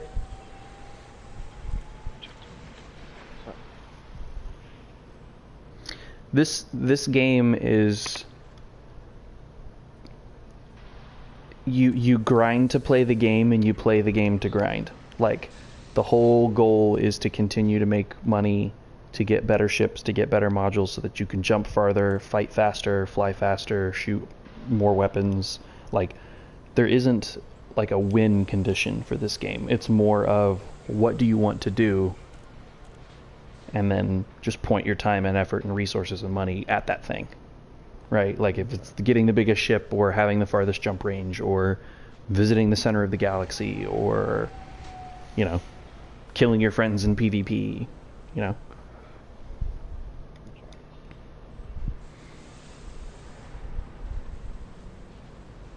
Oh, so if I were to buy a slightly better power distributor, I'd up my speed a good little bit. Yeah, so your speed is tied to your weight. If you buy a better module, they're usually smaller, or they can be smaller, so they'll weigh less in tonnage. That's that mass. It's like 10T is 10 tons. So if you buy something that's a smaller weight, your speed and your jump range goes up. That mass is like barely a difference though. Looking at it. But yeah, so my weapon capacity goes up by 16%, weapons recharge 14%, Right. engines 10, So systems capacity 10. you remember how This I is said if I that were to, beam. You remember how I said that beam weapons discharge that battery a lot faster? A yes. stronger power distributor will put more energy back into that battery faster. So the better your power Gotcha. distributor, the more power you can pull out of it at a time without completely discharging. The goal is to have a balance of out and in so that you never run out of power. Okay. And if I get this upgrade, it's not that expensive, and it doesn't have that much more of a power draw. Yeah. Power distributors are generally one of the things you want to upgrade very first. I just didn't want to start trying to explain that to you until you had like looked at hard points and looked at shields and like all of the things that pull from power distributors. But like, I mean, I looked at the shield thing, but there's nothing for me to really upgrade there. right. But, Generally there's one thing, speaking, but it's super expensive. yeah. Generally speaking, in order of importance, it's your power plant, your power distributor, your thrusters, because those are the things that like most dramatically impact what your ship can or cannot do, how fast it can fly, how quickly it recharges systems, and how much power you have to like bolt things onto it. And then everything else is just kind of an add-on that plugs into one of those three things. Yeah. I could get this thruster upgrade. I don't know if it's worth the cost though. It's almost 19,000 credits. I've got 35 and a half. Get So the I'm get the gonna be thruster losing half upgrade. my money. Get the thruster upgrade because we're about to go make you like 10 times as much money as you just made. Okay. Oh yeah, true, and I forgot I can sell what I already have, so that bumps it down to 12,000. Yep. Yeah, I've got a minute and 30 seconds until my Fer-de-Lance gets here, and then I'm good to go mess some stuff up whenever you decide that you're done looking at your ship. Yeah. Because my insurance is only 4,000. I'm sitting here with 23, so. Yeah, you'll be totally fine. I mean, worst case scenario, I can't save you fast enough. You die once, like you'll just teleport back to this station, and you have to pay the insurance to get your ship back, and then you're good. It won't be a huge deal.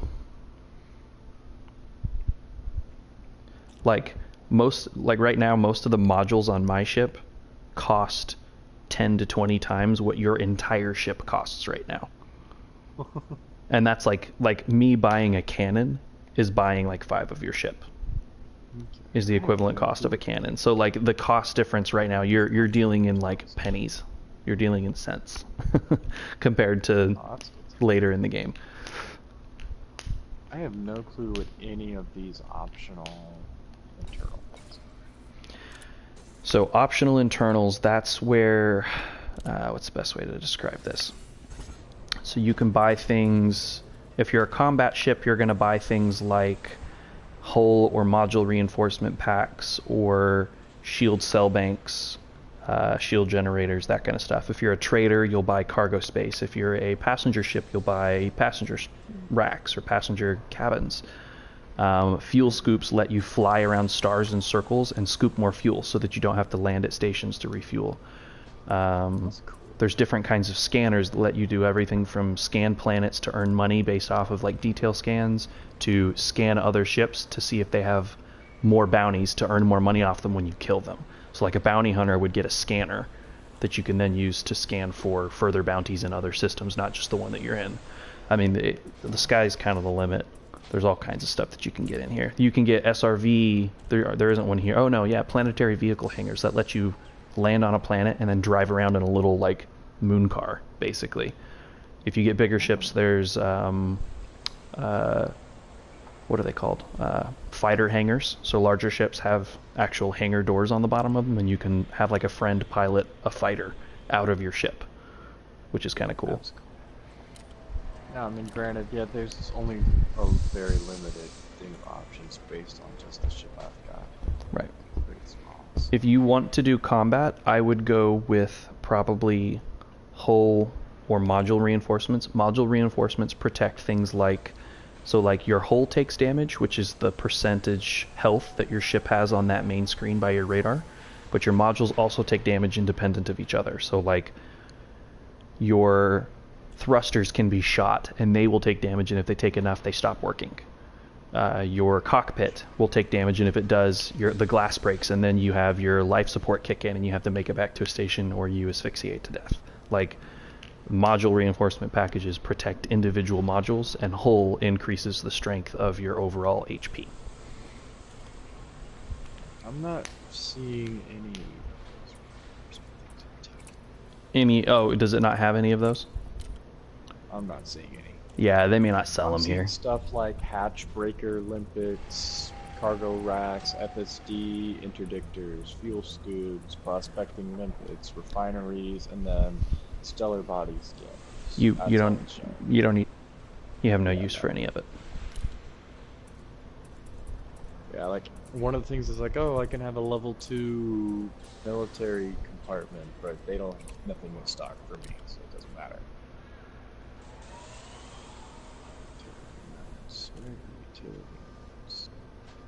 Oh, that's those things. Okay. Livery. That's where you can decorate your ship. That's the paid content. That's like in-app purchases, in-game purchases. You can name your ship in livery, so you can give it a name.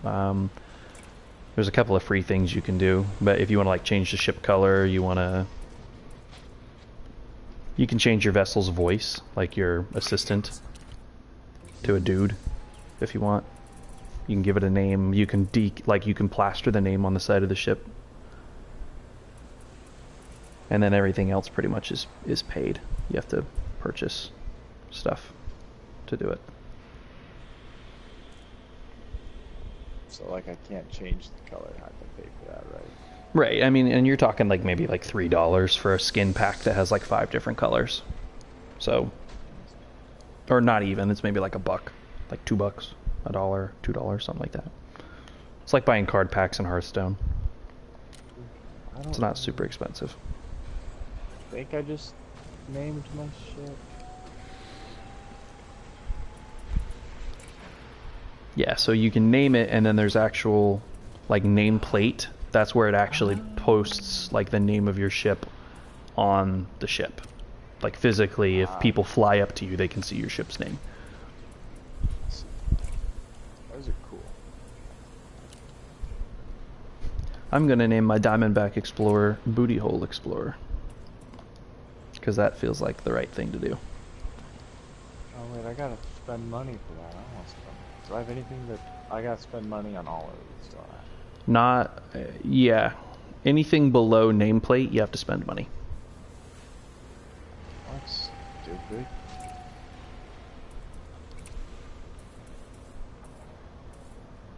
So like, if I want them to actually be able to see my name, they can't unless I pay for it. No, you don't have to pay for that. The nameplate, you don't have to pay for that. I'm looking up my nameplate right now, and it's making me pay for it. There's multiple options that aren't paid for nameplate. There's like 1, 2, 3, 4, 5, 6, 7, 8, 9. There's 9 of them that you don't have to pay for. Everything I'm seeing is paid. I mean, you click nameplate and then there's... Maybe I purchased these. Oh. Maybe these aren't paid. Or maybe... you know what? I may have, way back when I first got the game, been frustrated that I couldn't put my name on my ship. And I might have purchased like the basic intro pack. That's probably what I did, and I just don't remember it. Oh, I totally should have given me some points to pay things off when I bought that deluxe thing or whatever. But whatever, game. Do I get decals to play with? I don't even get decals to play with. I mean, think about it this way. You didn't actually buy the game, so technically speaking, if you spent $2 to put your name on your ship, you bought the whole game and got a name on your ship for $2. True. But... I would make sure you actually want to keep playing it before you spend money on the game. Just to... Oh yeah, no, I know that. Just to... I'm just kind of looking around at what all is there while I'm waiting on everything to show up. It showed up. Oh, okay. So we can go whenever you want. It's up to you. Colors are kind of cool.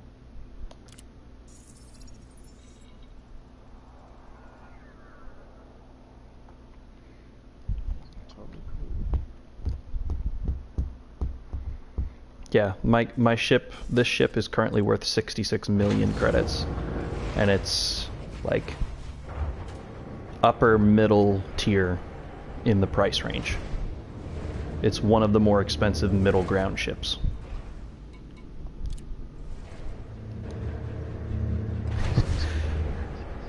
So like my engines by themselves costed like, I don't know, 10 million probably. That's just the engines.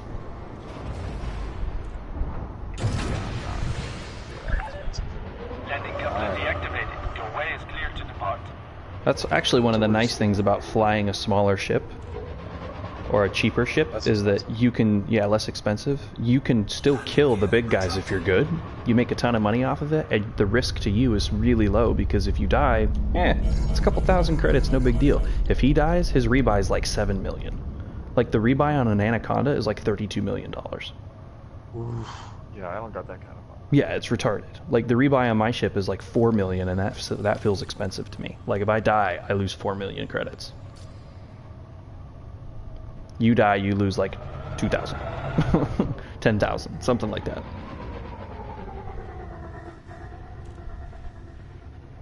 Oh.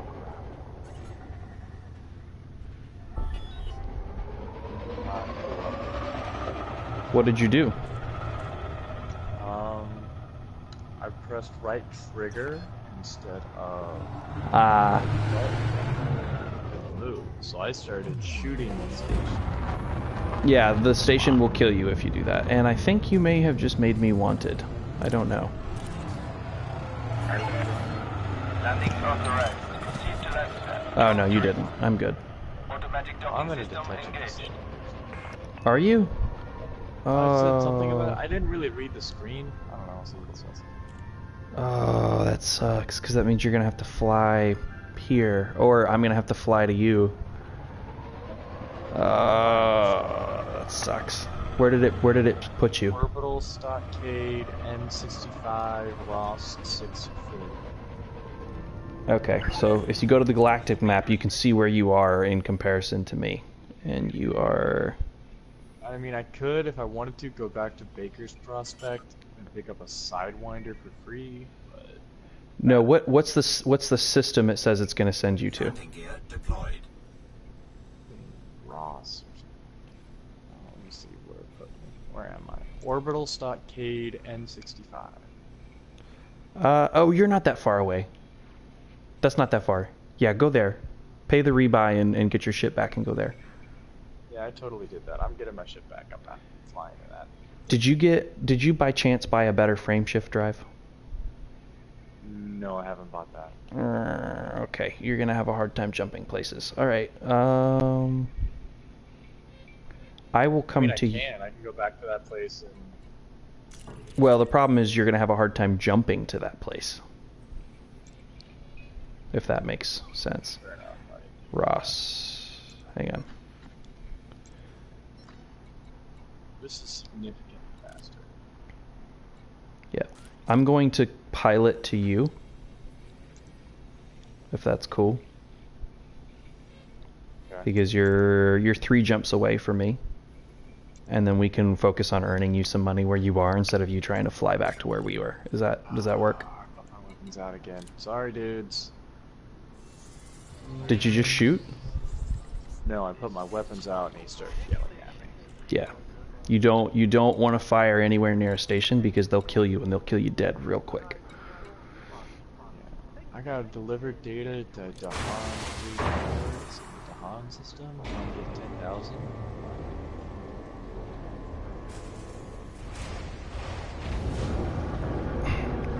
So to put it into perspective, the ship that we killed earlier to make the 100,000 credits that you spent on your new ship, in the ship I'm piloting right now, we would have killed that guy in about 3 seconds. Like it takes less than 1 full discharge of my weapons to kill that guy.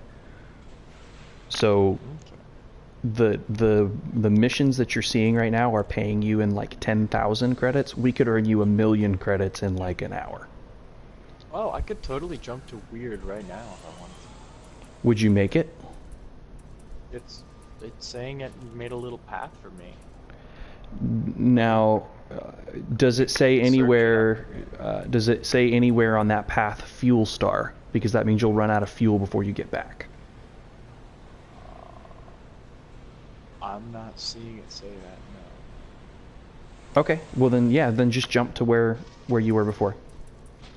No. Yeah, I can just. Well, we weren't at Weird. We were at, where was it? What system are we in? Hang on, I'll tell you. It's called Aranin? no, LP 98-132. So LP space 98-132. You should see a little icon, or you can turn on an icon and it'll show you where your friends are and your wing is at. So if you go to the like very far right panel, there's an options page, and you can see like you can turn on and off different icons. So like the show wing marker shows you anybody in your wing. Show friends shows obviously your friends. There's a show ship markers that will show you where your sidewinder is. Okay, found it. Let's gauge that hyperdrive. Boy. Shift cancel. Why is my brain shift canceled and my mask locked? My guns aren't out. My landing gear is not down. So why am I mask locked? Because you're too close to the system. Mass lock is just proximity to other big objects. Gotcha. Right. So it just means you have to fly further away from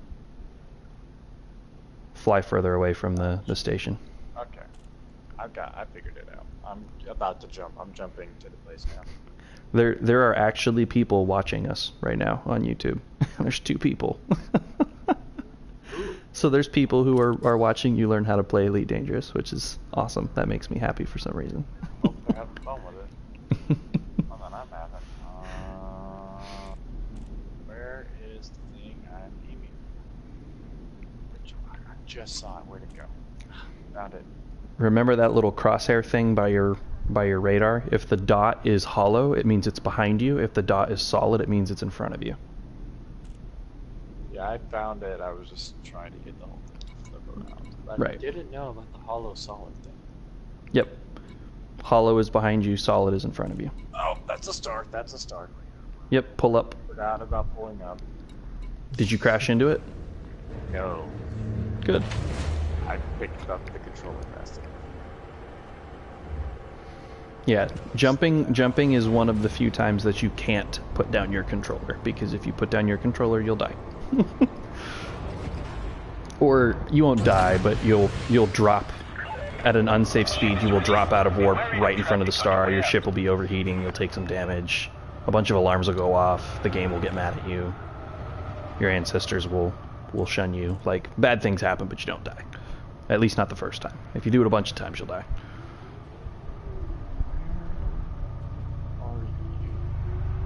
Where am I? Are you in the system that I'm in? LP329? Yeah, I'm at the start. Okay, so I'm actually at the station Freeport, but just go to the compromised navigation beacon. So open your navigation panel, select that, and then super cruise to it.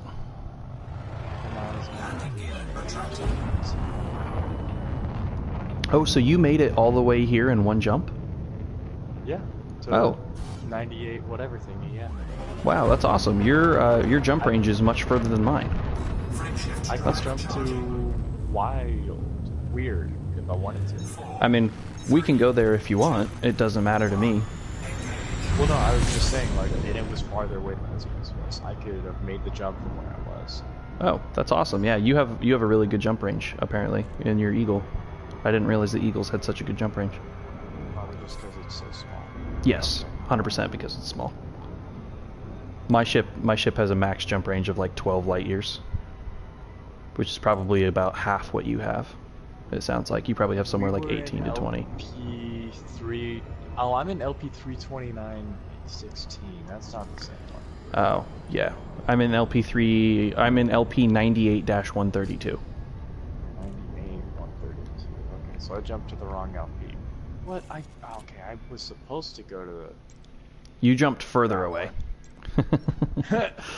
Okay, so I just pressed on the wrong one. Where did I end up? Why did I go that way? I didn't even select that one.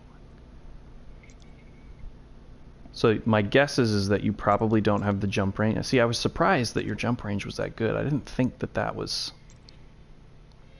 Like, it was too good to be true. It's like, I don't think eagles have jump range that's that good. How far is it to Ross? Yeah, that's a 24 light year jump. If you run out of fuel and there isn't like a place to refuel, because you have to go to a station to refuel unless you have a fuel scoop, which you don't have.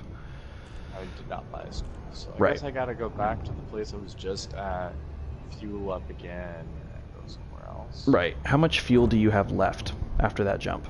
Out of curiosity, like what percentage of your fuel meter is full? The vast majority. Oh, good. I'm Okay. down Like- 3 little ticks. And how many ticks do you have total? Not counting. 1 sec. Oh. I mean, just generally, is it like 8 or 10 or 15 or 30 or... Probably closer to like 15. Okay, so you would probably make it all the way here. You probably have enough fuel for that many I've got jumps. 12. Okay. 12 ticks, and I'm sitting at 9. Okay, so that means you can make 3 more jumps, which means you're going to have to stop at a station on the way back to the system. So let me meet you in the middle. Okay. Let me find another system for us to go to where we can do the same thing. Styx will probably work. So plot a route to Styx, and just go to the system Styx. Spelled like the band? STYX, yes. The band. Is it a renegade system? I don't know. I have no idea if it's a renegade system. It's an exploited system. Its economy is a refinery and extraction, which means that it has resource extraction Sail away sites. with me. You're an asshole. I didn't even get it. I'm dumb. I went straight nerd on that one. That was pretty bad. So, did it plot a route? Yeah, I hit the whole plot route thing, and now I'm trying to point so I can look at it. Did it say fuel star anywhere on that route? Did you notice? No, I didn't see anything that said that. Okay, then you probably won't need to. You won't need to stop and refuel before you get there. You'll want to refuel in Styx, so you'll want to go to a station in Styx, but that's okay. Yeah. Frameshift drive charging. How many jumps is it going to take you? Like 2? Okay. If you look at the navigation panel, it'll tell you how many jumps to your destination. Like it'll say destination and then route. Under route it'll say like number of jumps to whatever your final system is going to be. Oh, 4 jumps. 4 jumps to Styx. Okay. Yeah, your jump range is like probably like 6 light years then. It's not very far. Because for me, it's like 1. Let me see if this is even a good system. Hang on. Jumping. This is a It's gonna terrible... land me on top of a star again, isn't it? Yes, it is. This is a terrible system. What system are you in? Styx is a horrible system. We don't want to go to Styx. Styx sucks. As long as Styx has something for me to fuel at, I'll settle It for does, Styx. but there's nowhere for us to make money. So hang on. Actually, the system you're in right now is better. So stay where you are. I'll come to you. Okay. So don't fly into the sun? Don't fly into the sun. Go to find the nearest station and go to the nearest station and refuel. And I'll meet you there in a minute. Fuel scoop disengaged. Frameshift drive charging.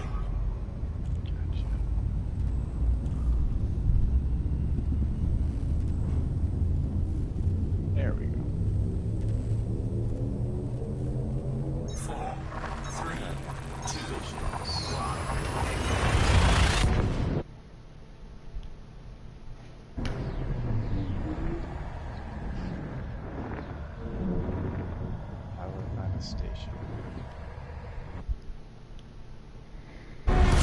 So you're going to find a station by opening the navigation panel, and stations, Fuel scooping.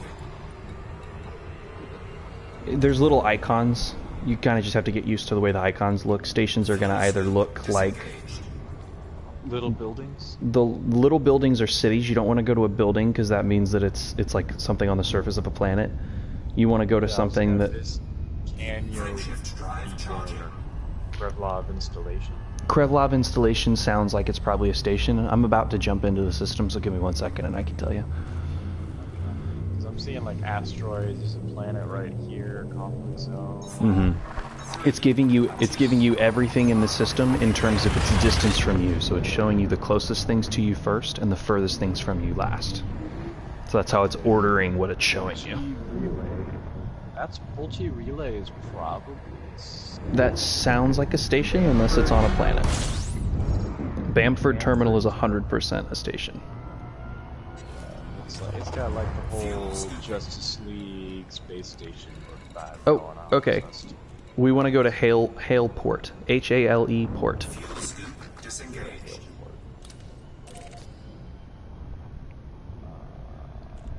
That's a lot of stuff. Okay.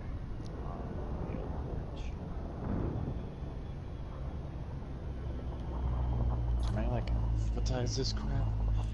No, it doesn't alphabet. It's by distance. So scroll to the very top to go to the star, and then start scrolling down, and you'll find it. Oh, there you are.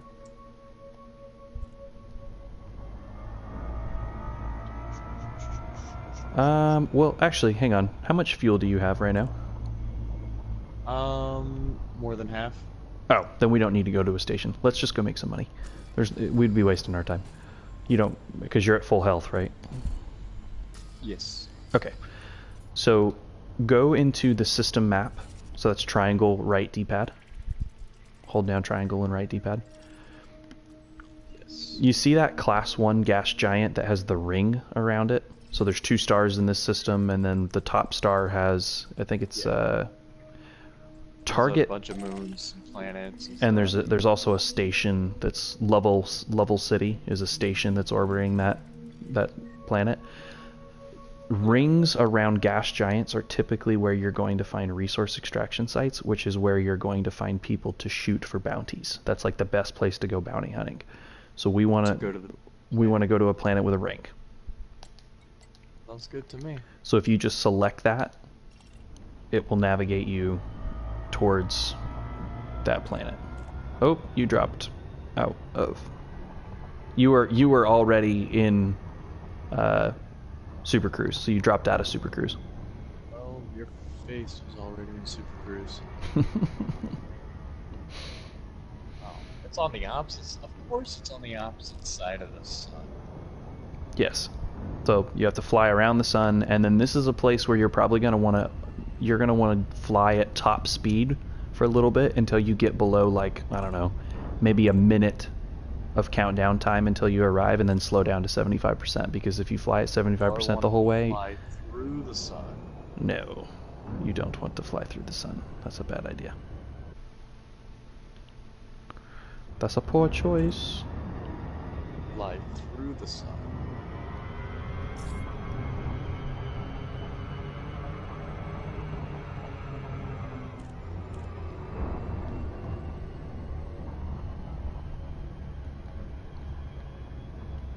Just pump everything into engines.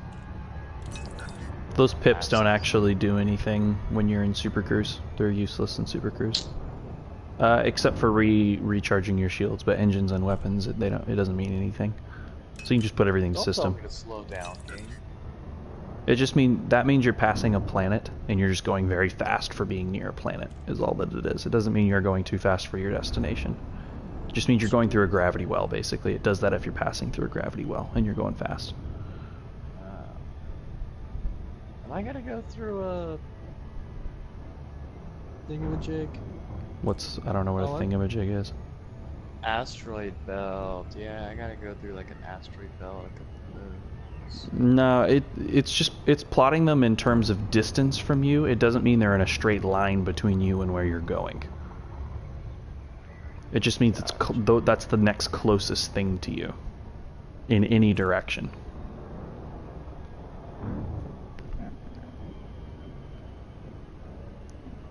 So as you're going to want to start slowing down here in just a second. You're getting pretty cool. I'm cramming the slow down button, but it's not listening. Now it is. Yep. See what I mean? If you keep it around somewhere between like 7 and 10 seconds, you don't come up on stuff too quick. Yeah. Well, no. See, it wasn't slowing down when I was telling it to. Gotcha. Okay. Now So when you get up close enough to the planet that you can like it's pretty big in your view, and you can see the rings and you can see the planet and stuff. Actually, this is a cool looking planet. can't even see. Wow, that's actually a really cool looking planet. I like that. Let me just Oh, you hop out and figure drop. out where I am. Why do you always hop Here's out the of? planet. Why do you always hop out? Because I couldn't see it. We'll just slow down all the way. Just cram, like lower your throttle to nothing, and then you'll just move so slow that it doesn't matter. I refuse to conform to your ideals. If you want to drop out of frame shift, you can drop out of Super Cruise all day long. I don't care. It's just you're just giving yourself more things to do. So once you're close to the planet like this, you can see resource extraction sites in the ring. You can't see them at the star, but once you get close, you can see them. We want to I go can see to... There's like one right there. There's another one. Yeah, if you go to the navigation panel, we want to select a resource extraction site that has a low or a high next to it. That's the amount of system security. Yeah. So find the closest low one, select it, and then fly to it. Gotcha. I'm flying. The fact that it has a low or a high means that there are bad guys there, and that there's also system authority who will help us fight the bad guys, which is a good thing. Low means that the guys that we're going to be fighting are small ships. High means that you're going to start having big ships mixed in. And then there's also hazardous, which we don't necessarily want to go to because that means there is no system authority and it's big ships. Ooh, that makes it really fun. I mean, it's more lucrative. You make a lot more money that way, but you generally want to, like, that's our goal, right? Like, that's what you, Spencer, and I would be doing once you get a better ship and you're used to flying around. We'll go to hazardous res sites, and we'll gang up on big ships and fight big ships together. That's what Spencer and I do when we play. Dude, this planet is cool looking.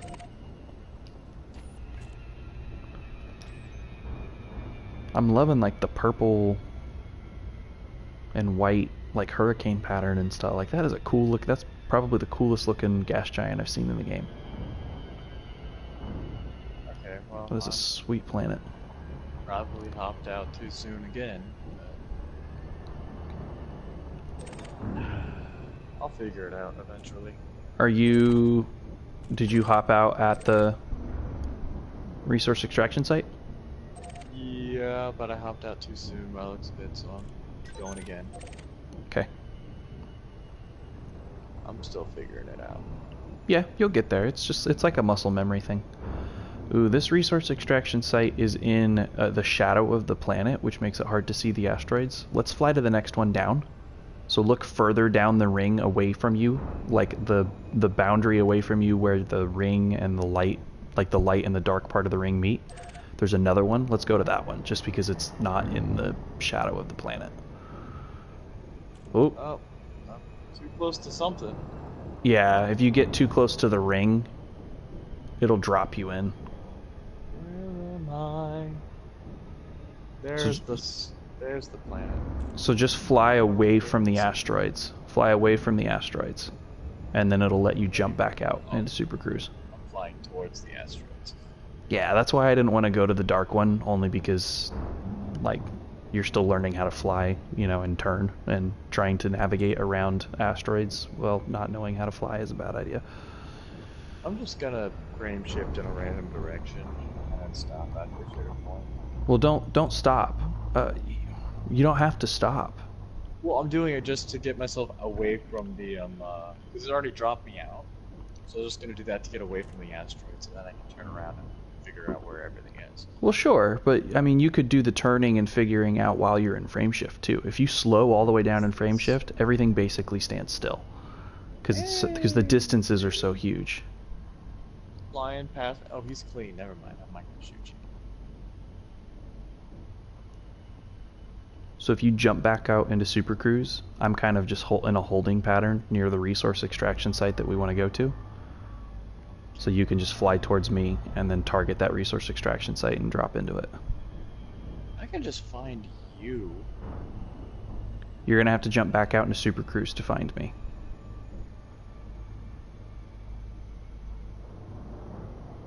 So that's triangle. Yep, there you go. It's loaded. And then if you're looking at the planet, I'm going to be on your right. Nope. What am I too close to? You're too close to the ring. You got to fly away, like down away from the ring, the ring. Because I can't even see the ring. That's because it's behind you, but when you're pulling up on the stick, you're turning back in towards the ring.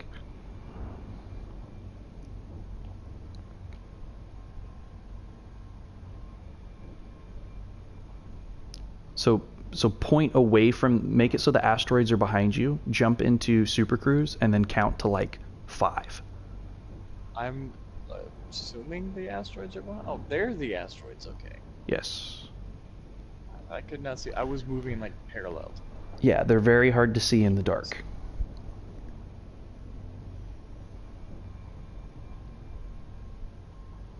They're much easier to see when you're in the sunshine, so we don't have to worry about that necessarily.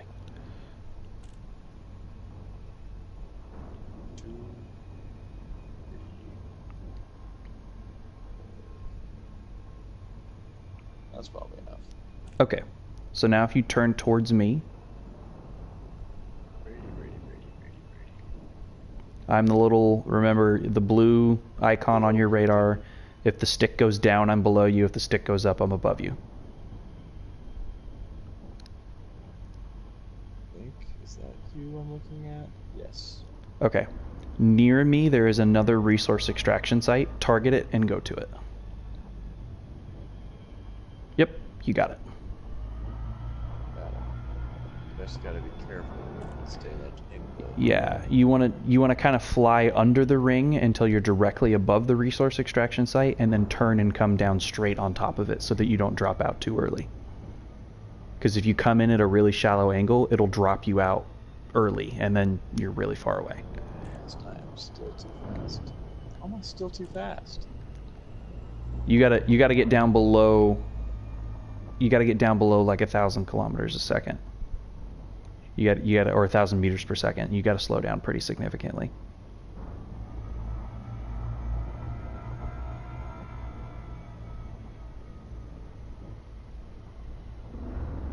You'll figure it out. It's just a learning curve, is all that it is.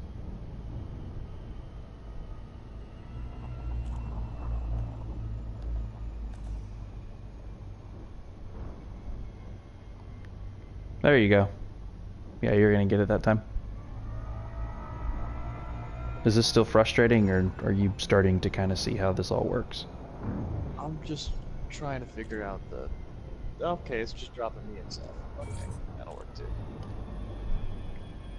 Sounds like you probably hit it going too fast. Yeah, you're pretty close though. You're only like 15 kilometers out, so you're good. I'm like, no, I'm 9. So. Yep. So remember to watch your throttle. Your ship will kind of drift if you take corners really fast because you move so quickly in a straight line. So it's not like an airplane, or I guess it is like an airplane. If you change the direction your ship is facing, it takes a second for the vector you're moving in to line up with the way that you're pointing. So you're kind of like floaty a little bit. So just don't take corners near asteroids too close, otherwise you'll smash into them because you still have forward momentum even though you change directions. Gotcha. So I'm just gonna fly over those. So we're just like looking for people to shoot. Okay. Yeah. So what we're looking for is we're looking for people who are wanted. Or in general, we're looking for people who are being shot at by the system authorities, which is actually this guy that I'm targeting. So, well, he's dead now, so. Target destroyed. So we kind of just want to fly around and look for people who have a wanted next to their name. So like this guy, Reginald McGrill Cuddy. He's a novice too, so he would be a very easy target for us to kill. I'm targeting him right now, so if you can find me. It looks like we're below you. Yep, the guy that I'm targeting. If you target this guy as well. Oh, okay, you're going the other way now. Yeah, we were flying towards each other. Okay. What's his name? Reginald. Oh, there he is. Yep, so if you target that guy, don't shoot him yet. I'm going to scan him with a kill warrant scanner so we get more money for him. But just kind of follow him around. And then once I start shooting at him, you start shooting at him, and then we'll kill him and we get the bounty for him.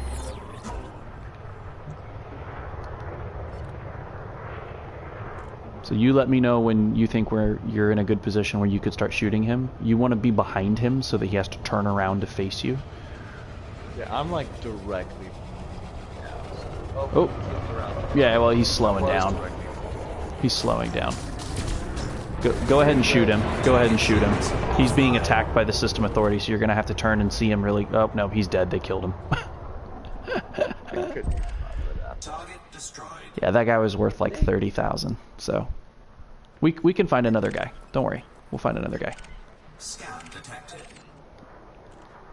They just spawn all over the place, so we just have to find one that's not the police, basically. Because there's a ton of police here.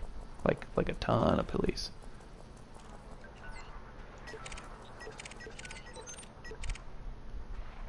Mongor. That guy looks like he might be promising. If you hold down the X button and press the left D-pad button, you'll cycle through targets. And then the target that you've got highlighted... The target that you've got highlighted actually has little brackets around the triangle or square on your radar, so that tells you where it is. Also, you should be able to see an icon next to things that I target. So if we're targeting the same thing, there will be like a little hexagon next to the target. You see how there's that little hexagon keeps popping up? That's because that's who I'm targeting. Okay. Everything I'm seeing is saying clean. Right, yeah, I mean... System authorities dispatch... Oh, yeah. Don't worry about that. That just means that we're in a low activity. There's not going to be a lot of bad guys, and there's a lot of police. Oh, I found one. This Neos Northrop. He's behind the way that we were just facing. So if you want to... I'm going to scan him, and then if you want to just attack him whenever you're within range, as soon as you attack him, I'll attack him, and then we'll kill him, and you'll get the bounty for it. Well, I mean, you can either turn and face the asteroids. You should see him if you turn and look down at the asteroids. You'll see me following him, and then him down by the asteroids. Can you see me? Yes. Oh, there he is. Yep. So target that guy, and then fly up to him and just shoot him. And the minute you shoot him, I'll lay into him, and then we'll kill him.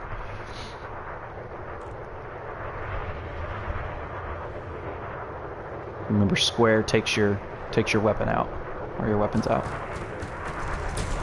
Target shields offline. Target destroyed. Boom. There we go. So now I'll let you pick the targets. So I'll just follow you around, and you pick targets.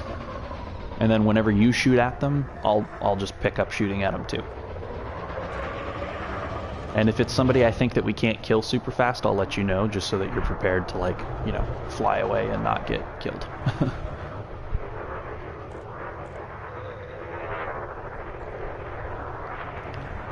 Are the flight controls getting a little bit easier? Slowly. Now it's just navigating. Yeah, it takes a little while to get used to the radar, but once you've figured out, like, how to read if something is behind or in front of you and then above and below you, it starts to make a little more sense.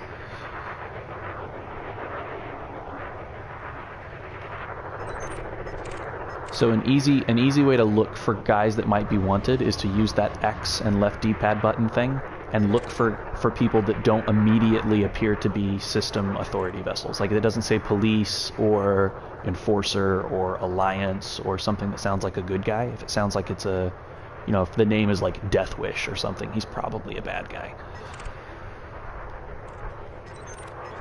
My issue now is just not a lot of people are popping up. Your sensors are not very good, so like I can see a ton of people, but that's because I can see about 3 times as far as you can. If we just keep flying around, we'll find somebody.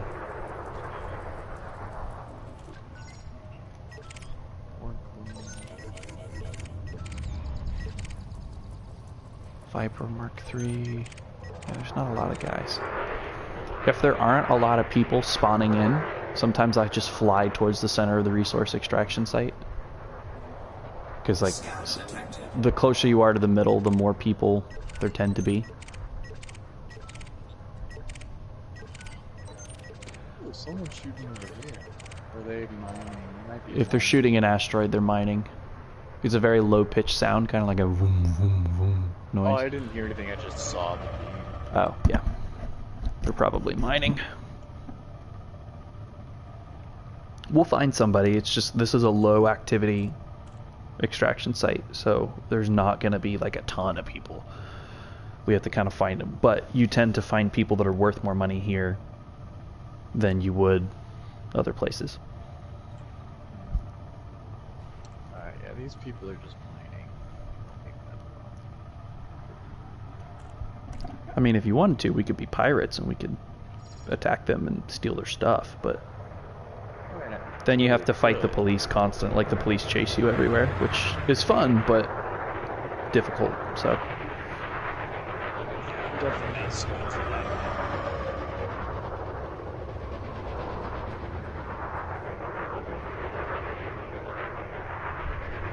Thanks for playing this with me, by the way. I know this is kind of frustrating to pick up and learn. I mean, once I figure it out, I'm sure I'm going to enjoy it. This seems like something I will enjoy once I figure out what to do. Right. Oh, okay, so there's some fighting going on to probably like your 10 o'clock through that asteroid that you're passing. Oh, nope. You turned too far. So turn and face me. Follow me. Just follow me. That's what I was trying to do. I was just trying to figure out where you were. So I'm currently flying in like straight in the direction of the fighting. I see you. Oh, there's the fighting. They may have already killed the guy. It's pretty far away. But if we can get to that guy fast enough, target him and wait until you can see the wanted. Don't shoot him until you see wanted, otherwise you'll get a bounty. He's gonna die in like 2 seconds. It's a Sidewinder. You're significantly faster than me anyway, so I can't even. Yeah, I am faster than you. I can see these. I mean, we can go to a hazardous extraction site, I think. Is there a hazardous one? No. Well, I mean, it just means there's no police. Like, people won't just start shooting you for no reason. It just means that you don't have the cops help you. So whoever we pick a fight with, you and I have to be able to kill him on our own. Kind of like that first guy we shot.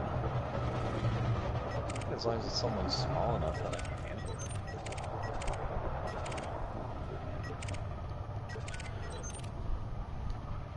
Well, I'm not even seeing one of those around here, which is dumb.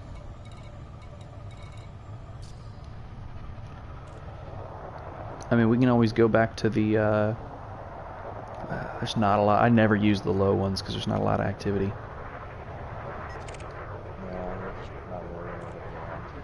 If we want to, we can go back to the star and go to that,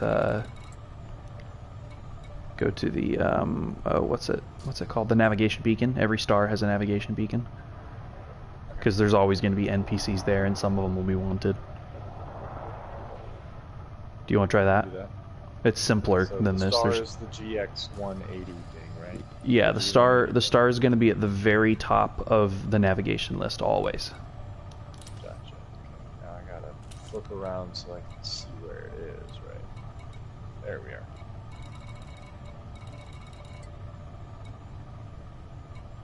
Oh, then I gotta get out of Macedon. That's right. Yeah, so you just have to fly away from the asteroids. Just get up above the asteroids somewhere.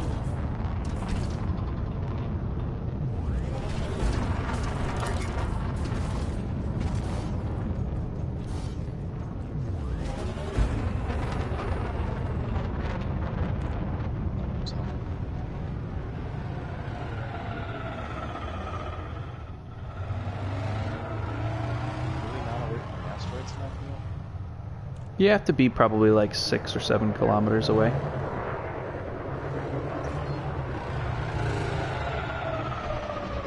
Frameshift drive charging. Now, if you pass by the planet closely, it'll slow you down. So you kind of want to turn left and go wide around the side of the planet so that you fly faster. I mean, you don't have to, but it just will take less time. So if you kind of go like off to the left at first just to get out away from the planet's gravity well. Yeah, I'm And- kind of like curving around. Yeah, it'll just take longer that way because the closer you are to it, the slower your ship will go due to the gravity. See, like you left before me, but you're about to see me pass in front of you because I went out to the left. Oh, vibrating. Bye bye. And then once you get closer to the star, if you go into the navigation panel again, you'll be able to see the navigation beacon. You want to select that and drop into it, and then there will definitely be guys there that we can hunt and kill, like that first dude.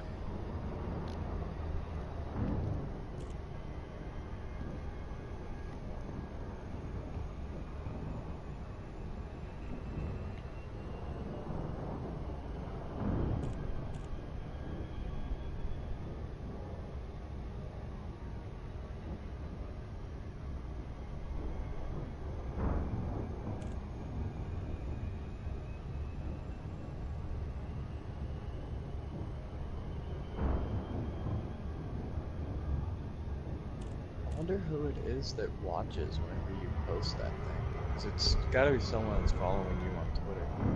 Yeah, I don't know. Because you're...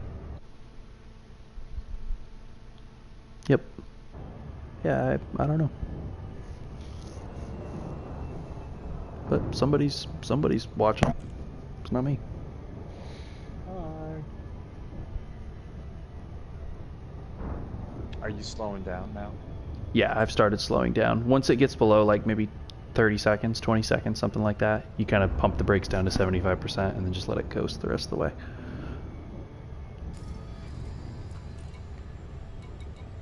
And you're close enough now that if you open the navigation panel, you can select the nav beacon, lock destination on that, and then just finish navigating to the nav beacon instead of the star. Because that's actually where we want to go. We don't want to go to the star because it's, you know, a flaming ball of hellfire and death. That makes it more fun. See, and I actually didn't slow down enough, so I'm overshooting. So I'm having to like, if you weave up and down, if you're overshooting, it increases the distance you travel because you're not pointing directly at it anymore. So sometimes you can save it by doing that, kind of like serpentine, up and down. It's a cheating way to do it, but.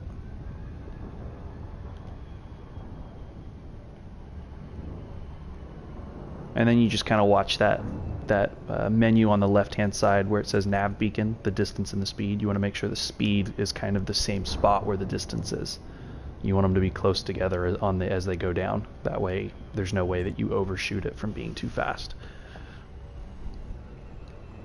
And that should correspond to about 7 seconds.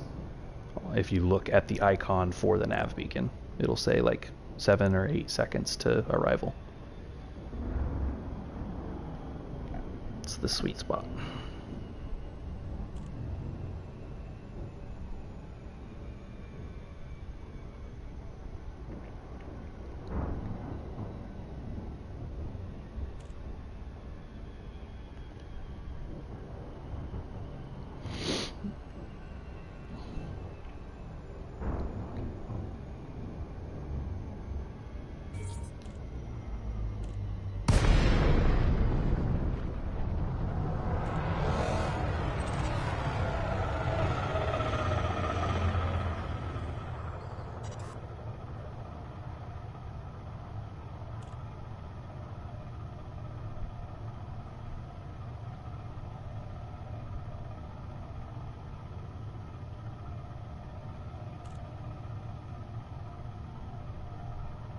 Yep, there you go.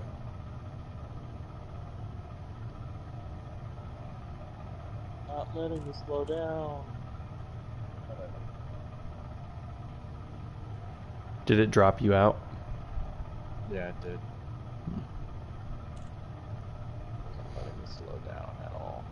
What part of it is it's an inertia thing, right? Like it's not that you weren't slowing down, it's that you started slowing down too late.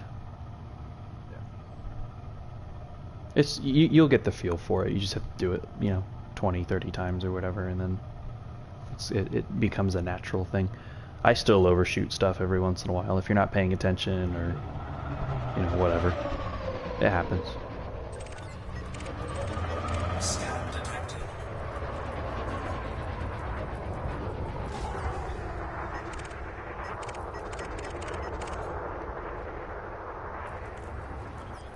I'm thinking I just undershoot it.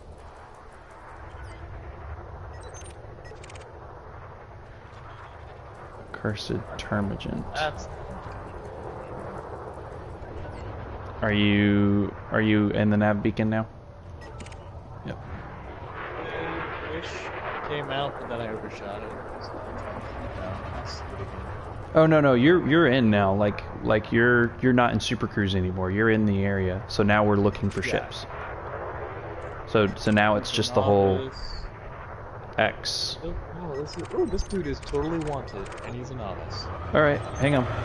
Let's just keep following him. Just chilling behind him.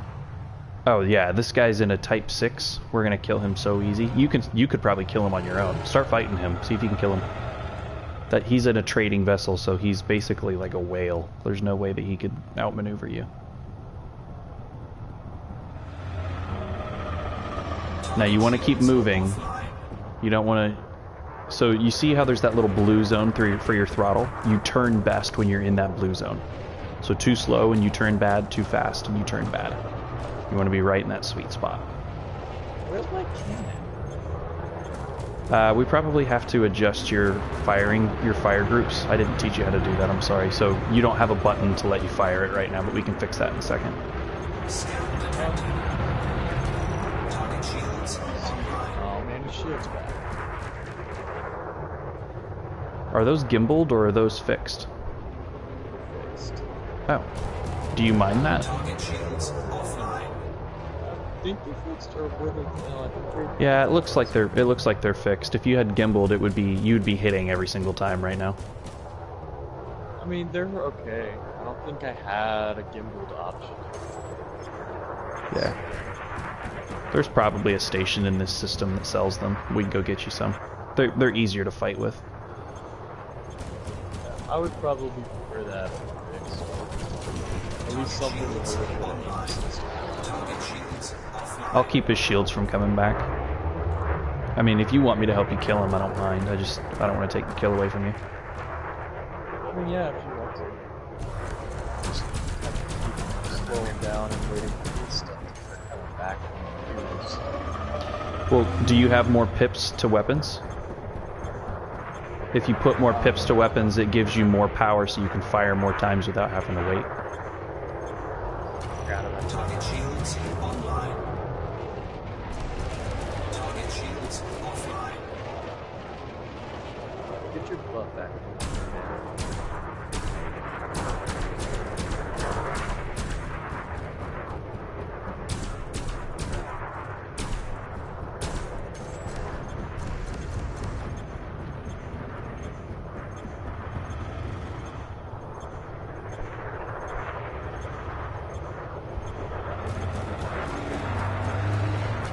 Target shields online. Target shields offline. There you go. You're getting him.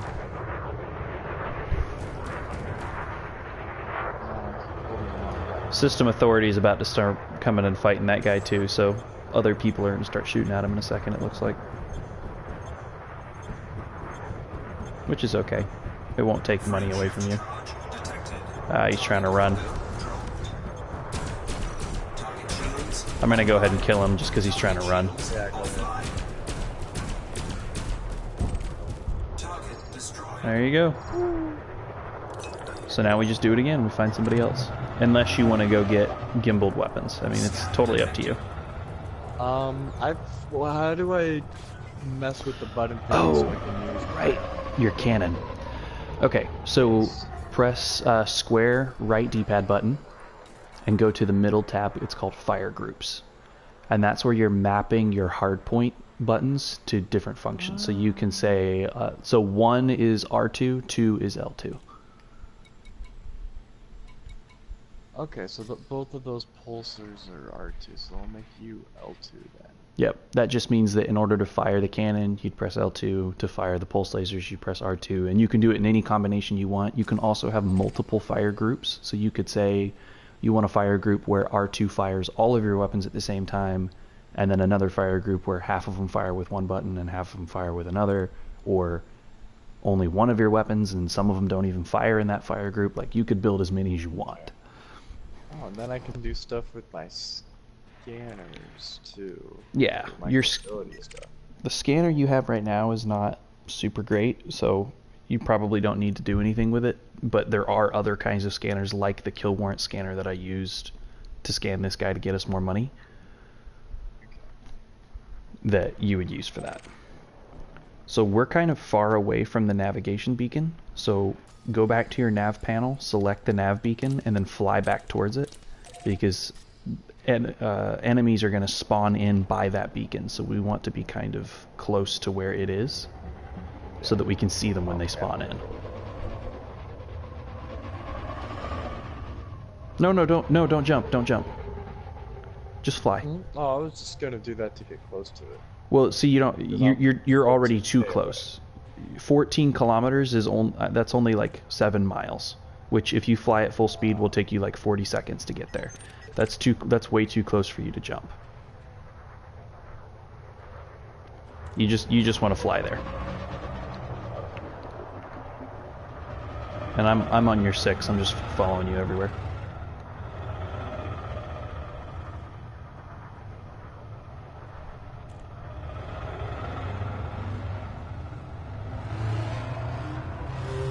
What's your top speed? If you put all your pips to engine, to ENG, and then you max out your throttle, what's your top speed? I am setting 244. That's pretty good. Yeah, that's not bad.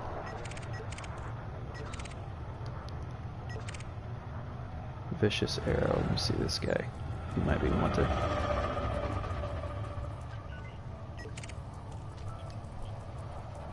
Scan detected.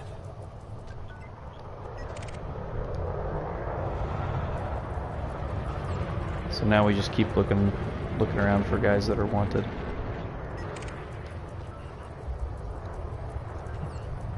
Generally we want to go for like eagles or vipers or cobras or like that type 6 that we just killed.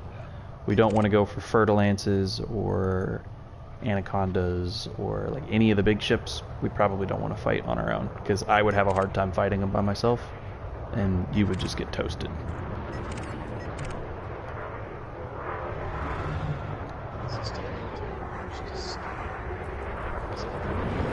The closer you get, the faster you scan.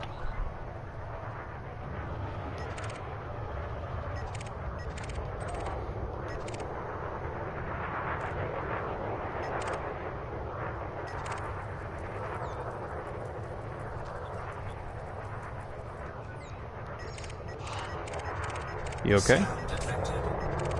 Yeah. Are you bored? Oh, found a guy. It sounds like. Well, I mean, there's people shooting, so that means somebody's wanted. I can't tell who, though. Okay, so it's a couple of people. Don't shoot him yet, because he's in a wing, and I don't know who his wingmate is.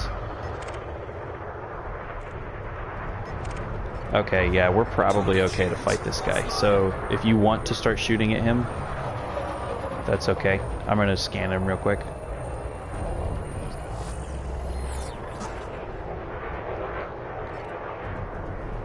Your cannon, I think, was gimbaled. Oh, yep, there you go. Yeah, the cannon. There's no point in going at him. I mean, the cannon does do damage to shields.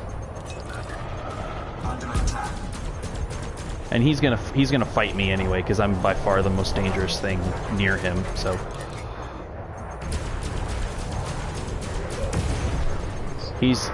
He's doing what's called jousting. It's where he's circling around me to try and outturn me so that he's behind me and I can't see him, but he can see me. So a lot of ship fights turn into jousting, where each group is trying to get behind the other.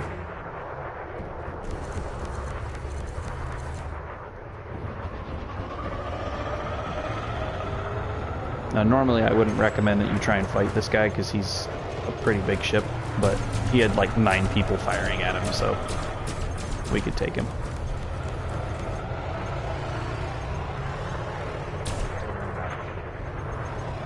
That's okay.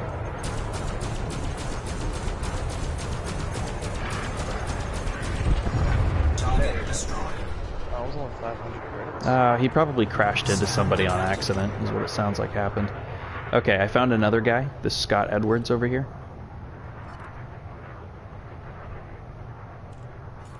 So if you can't see him, just look at me, and then you should be able to see where I'm targeting someone, even if they're out of your scanner range. He's basically directly in the middle of the sun right now, if you turn towards the sun. Yep. Feel free to hit him whenever, too.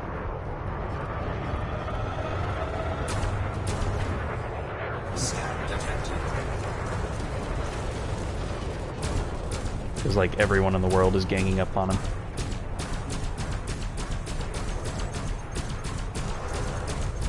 This is what a high... Dude, why is there nobody with any good bounties? This is why I like going to the extraction sites, because the bounties are huge. Much bigger than this. This guy's good. Hang on. This dude I'm scanning right here. Ooh, claw. Yep. I'll hit him. Scan detected. And then you can hit him whenever. Warning. Temperature critical. Under attack. So since my thingamajig is gimbaled, it like is sort of an aim assist sort of thing, right? Yep. I mean, you should see it moving around a little bit.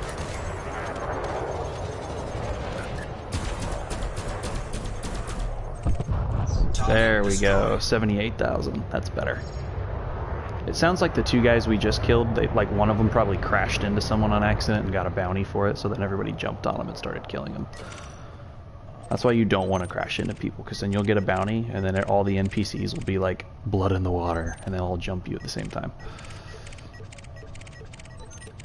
And then it's basically like, how fast can you run, you know? Like, boost away and try and frame shift drive out before they kill you. Yeah, my issue, it seems to be with this so far, is that I keep mixing up the triggers and the buttons. Yeah. Like, I'll try to catch up, and I keep shooting, or I try to shoot, and I just speed up and overpass it. It's a muscle memory thing. You'll get it. That's kind of why I wanted to come to this spot, because it's real low-key, and like the enemies aren't going to fight you, and it just gives you the ability to kind of chase. Okay. I'll hop back on in a second. Yep.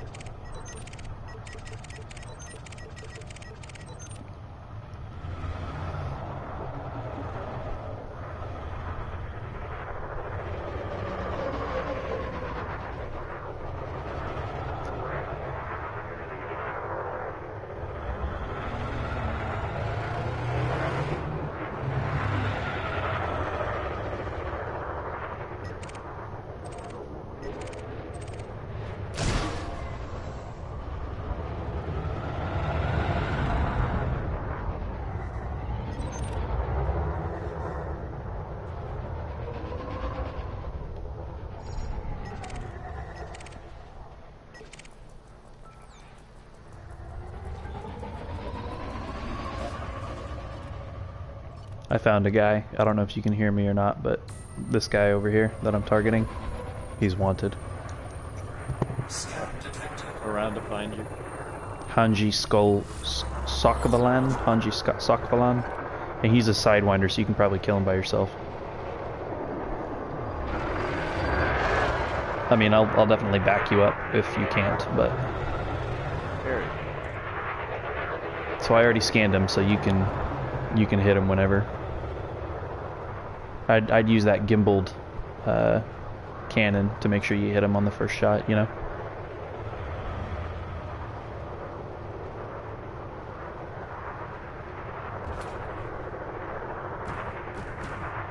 I don't think it's gimbaled. I think it's fixed. Yeah, you don't have any aim assist. Whoops. Oh, it's okay. I rammed him, so You rammed me. that was you. I think we all ran into each other at the same time.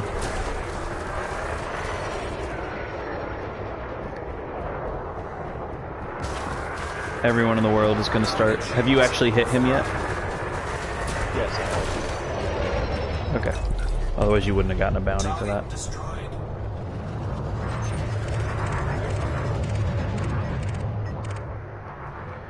Let's see if this Type 9 Heavy is... That would be a good one, because it's a nice slow ship.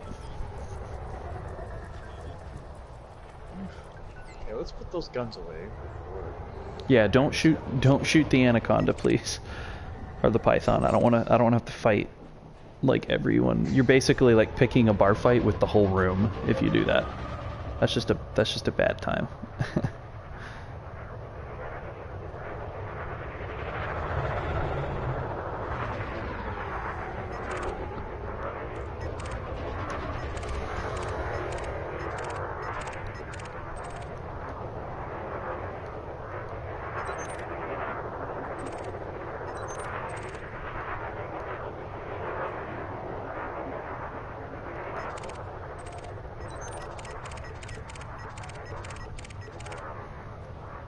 It's another Type 7 transporter.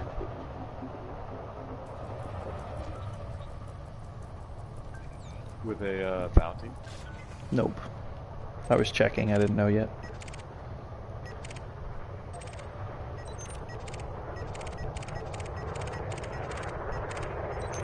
Now we could also go to what's called a combat zone, and it's where there's two warring factions fighting each other.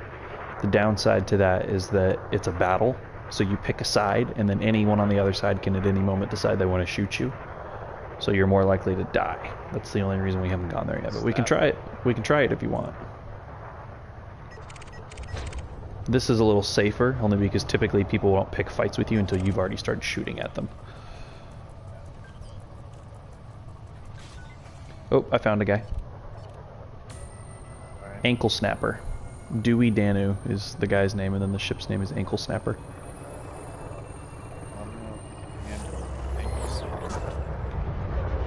You can shoot him whenever.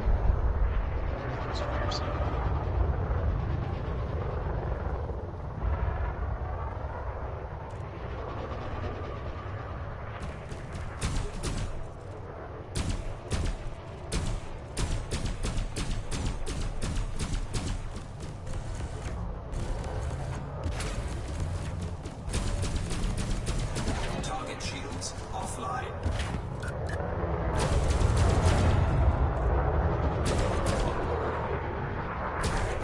Under attack. Scan detected. Warning. Temperature critical.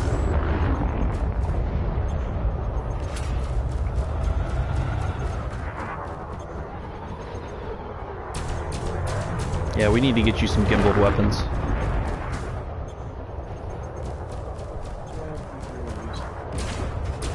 Let's kill this guy, and then we'll go back to the station and get you some gimbaled. You want me to let you finish him off, or? I mean, I'm good either way. Okay. Under attack. There we go. Target destroyed. Okay. So now let's see, what's the closest station? Let's just go back to Hale Port, H-A-L-E. Okay. And we'll go dock there, and they will definitely have some modules, like some better weapons that you can buy. Frameshift drive charging.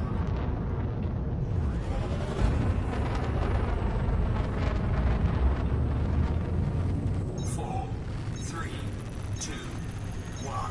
Engage.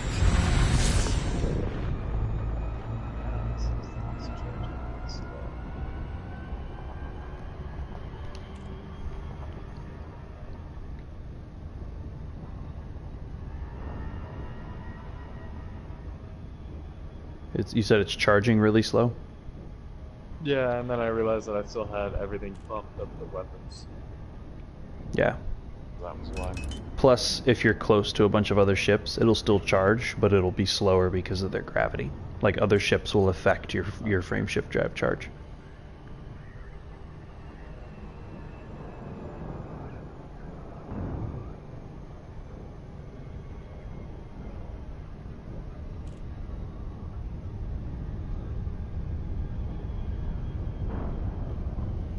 Remember when you want to go dock that before you fly through the mail slot, you have to go to your contacts on the left side menu and request docking. Otherwise, they'll shoot and kill you when you enter the station. That just makes it more interesting.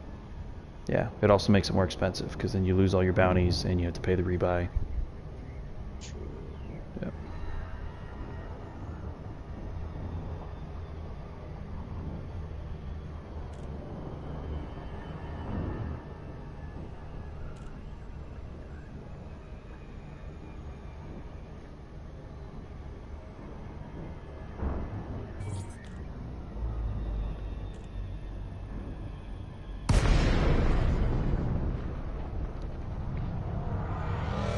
And if you want, we can probably afford to get you a docking computer now. Possibly. Please request permission from Starcon before attempting to dock at this station. Yeah, where it'll let you dock. Basically, you request docking, and then you slow down to 0 throttle, and then the computer docks for you. That would be great. Yeah. I mean, it's good to practice docking a couple times, just because, you know? But at a certain point, there's not any reason to keep doing it. It's just that it takes up space on your ship. So sometimes you don't want a docking computer because you want to use that space for something else. Automatic docking system engaged. Detected.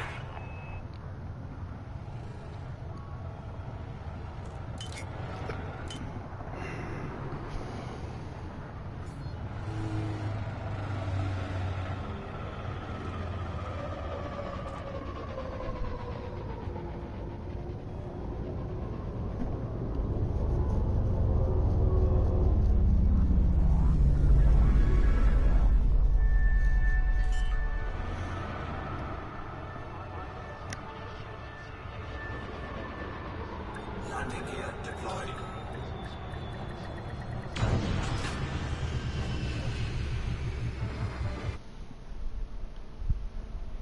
Contact confirmation. Bat restraints engaged. I'm going to look and see if there's any modules. Did you drop into the station yet? No, I dropped way too soon. Oh. Okay. Are you just like hitting the button early, or? Well, no, because I was looking at it. What the crap? Okay, well now I just overshot it. Like, are you waiting until you see the blue drop available? Like, I'm not where? that far, but I'm like right outside now. Yeah, if you wait until the blue like writing shows up above your radar in the middle, it'll say like, you know, safe to drop or whatever. That's when you want to press triangle.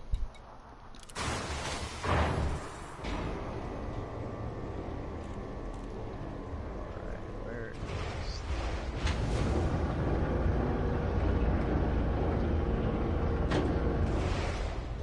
Locked.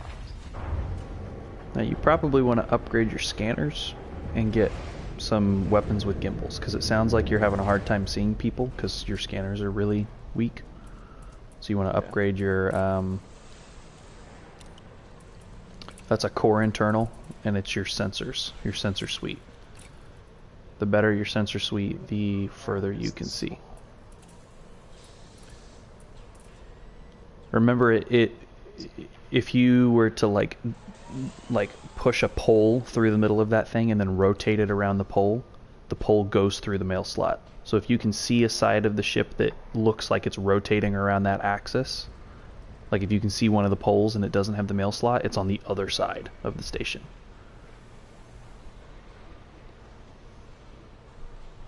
Just look for the pole.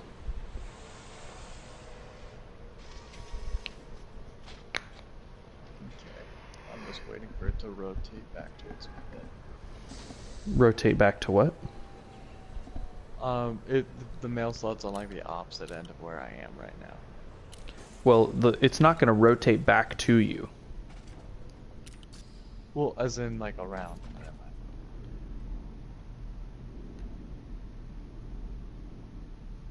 mind. Yeah, no. Okay.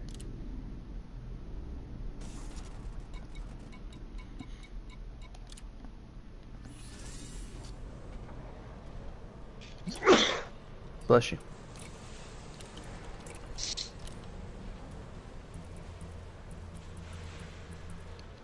Yeah, this station has all of the weapon types, so you can pick from other stuff.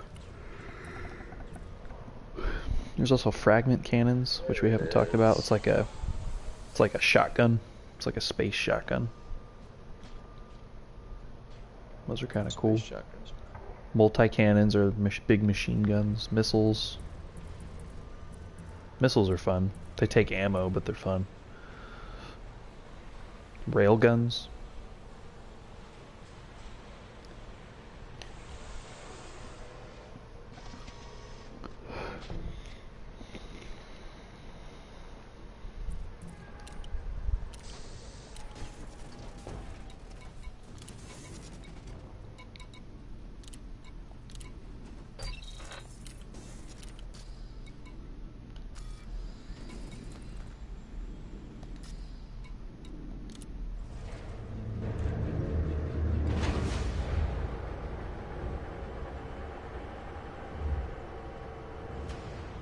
Careful with your speed. Yeah, if you turn on your landing gear, it'll slow you down that way too. Landing coupler deactivated. Your way is clear to depart. Here we go.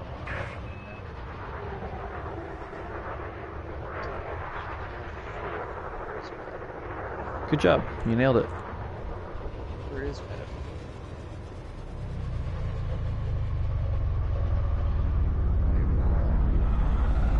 Is that over the map?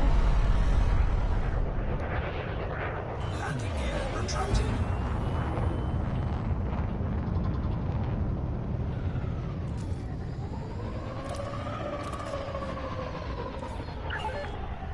Landing authorized. Proceed to land at 1-5. Initiating auto-docking sequence.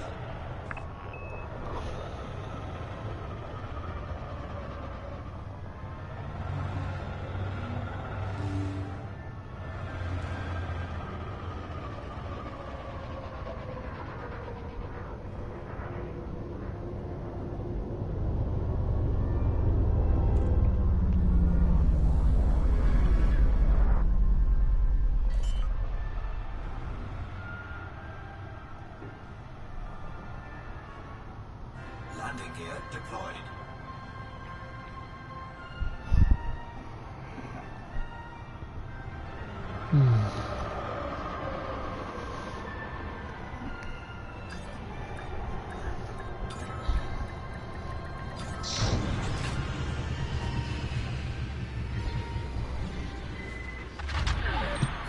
Touchdown successful. Clear for system shutdown.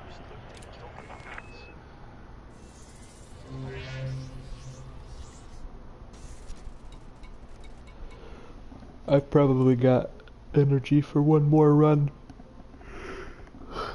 back to that spot to get a couple of bounties and then come back and sell them if you want to do that before going to bed. I'm down. Okay. Let me try and outfit this thing. Well, no, I don't want the shipyard. Did you go to contacts and sell your bounty? Yes, I did. Okay.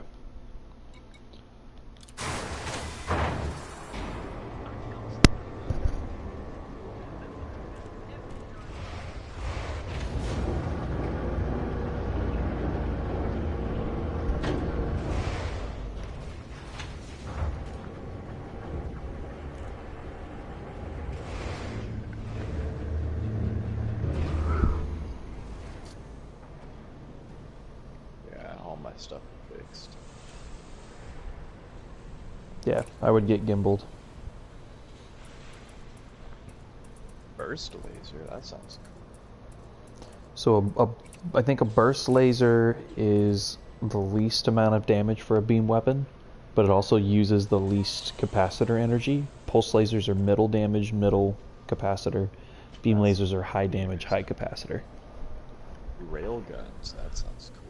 Those are fixed. They're basically, I mean, you know what a railgun is. It's a fixed weapon. It doesn't have any gimbaled options. It does a lot of damage, but it uses a lot of energy.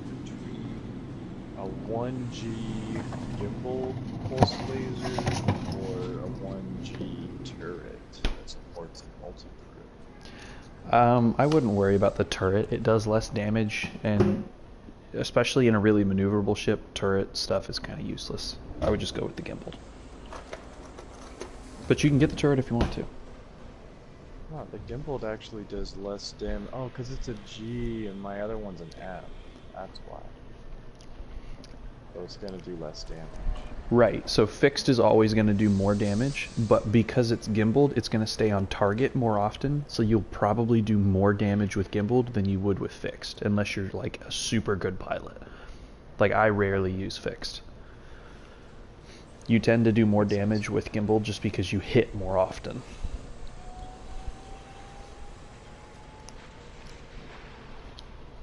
Like with your fixed, you were hitting like 1 out of every like 8 shots. With gimbaled, you'll miss 1 out of every 8 shots.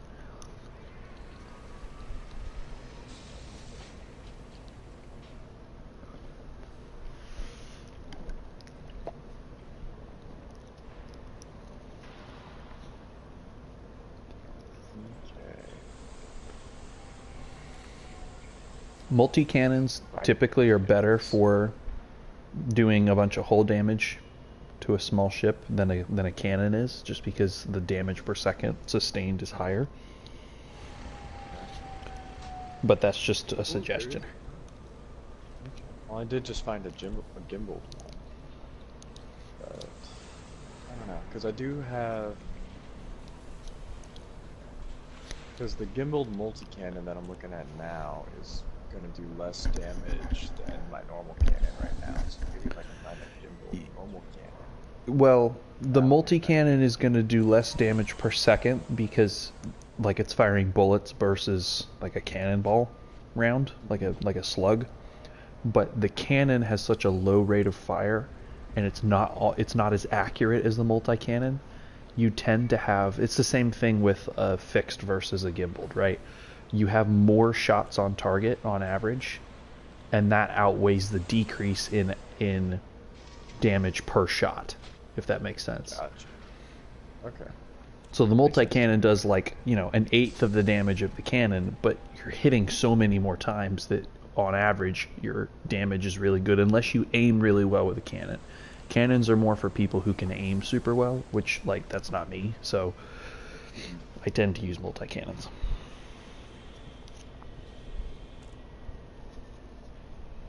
Fragment cannons are close-range scattershot guns. They're basically like big blunderbusses. Well, I could totally buy... Honestly, if I wanted to, I could buy a 2A power plant. Not worth the money, because it takes out all my money, but... I would hold off just because you're going to make a bunch of money. Yeah. But you could get... You might want to get a frame shift drive, a better frame shift drive, if you can, because then your jump range will go up. And a fuel scoop. Or a docking computer, and that's an optional module. You can get fuel scoop or docking computer, those would be good additions.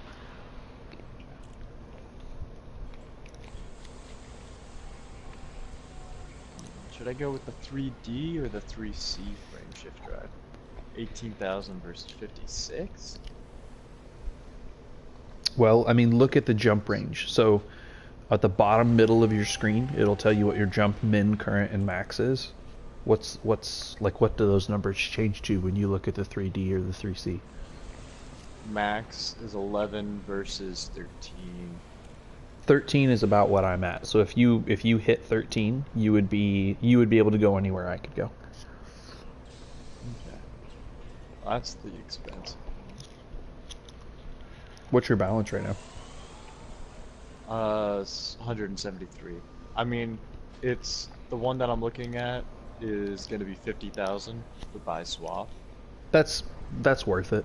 I would get that. Okay.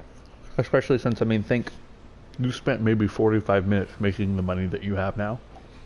And that's with, like, you weren't doing any damage because you had the fixed weapons. And, like, I wasn't killing those guys anywhere near as quickly as I normally do.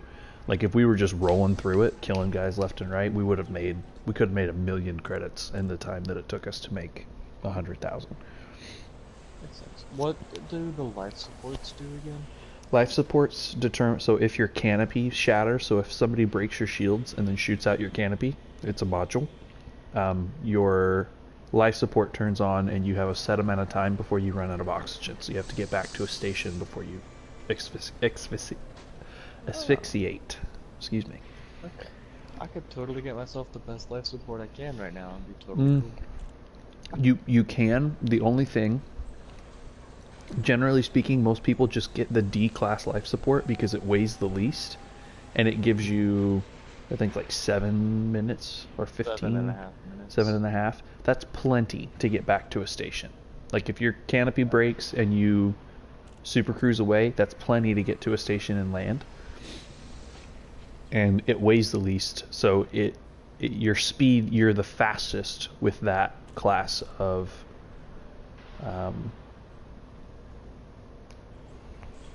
life support. You jump the farthest and you fly the fastest that way. But I mean, if you're worried about it, you can get a bigger one. It's just the above that the weight goes up, so then your speed goes down. The more stuff I buy, and then it's just the more power I get in the case. Did you upgrade your power plant? No, I haven't yet. Well, I'm not since we did it that first time. Right. If I get too big of a sensor, then it's gonna make it so I can't even jump as far. Right, because it's a weight thing. The 2A, I can jump farther than I can with the 2B. I can jump as far with the 2A as I can with the 2C. Because they weigh the same. A 2A is just a more efficient module that's the same physical size as a 2C. Which is why it's more expensive. Because your weight went back down. Typically, like, the bottom end is going to be light. The middle, so like your B's and C's will be heavy. And then your A goes back to being light again. With most modules. Yeah, my heaviest one is definitely B. And then the lightest is D. Okay. I'm getting it now. Should I go with the C or the B module for sensor reading? What's the distance on it? The range. Range. You're looking for a kilometer figure. It's in measured. It's somewhere between like 2 and 7 kilometers. 5.2 versus 5.7. The 5.2 is fine, especially if that means that it's less weight. Yeah. And I'm cutting it close with my power if I get to B. Yep. Yeah, I would go for the C because it's lighter.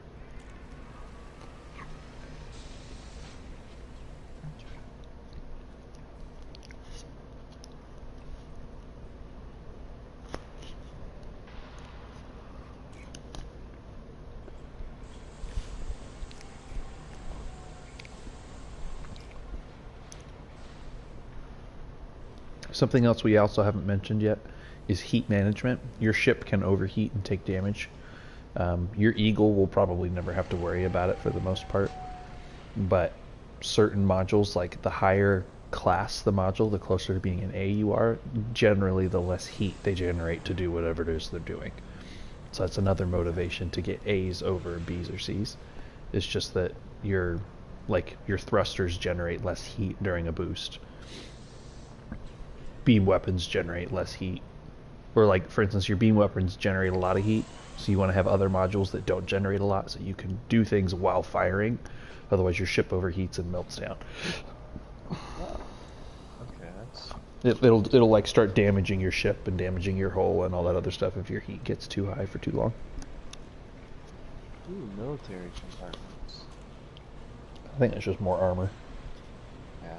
Toll, nodule, shield reinforcement stones. They just didn't have it at the last place we were at. Mm-hmm. Yep, different stations depending on the economy of the station you're at, which is based off the system type. You'll have different modules at different systems.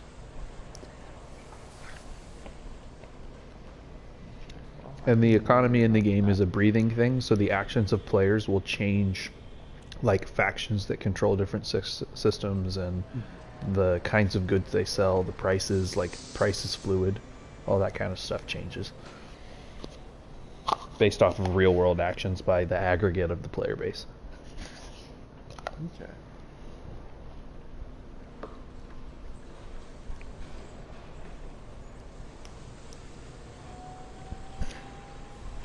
Well, this should be good for now. So you got gimbaled stuff, you upgraded your power plant. Yep.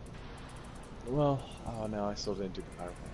I mean, you don't have to. Like, it's whatever Not you want to yet, do. no. I can probably survive. I mean, I could upgrade the power plant. If it's just barely over, you just have to disable your cargo bay or your cargo hatch, and I can show you how to do that, and it's not a big It's deal. not over yet. Then It's you're just totally fine. almost to the max. That's perfect. That's actually where you want it to be. That means you have the perfect sized power distributor, because the bigger your power plant, the more heat it generates. So you want to have the smallest one that works for your build. Okay. Then I'll just stick with what I got for now. All right, you want to go back? Yep. Get that out.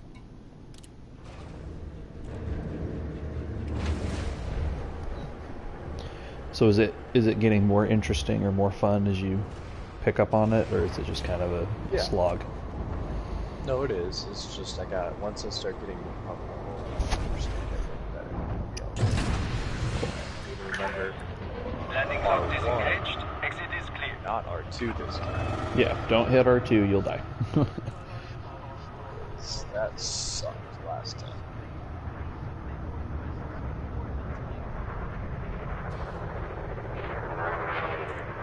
I'll just meet you back over at the spot. Is that cool?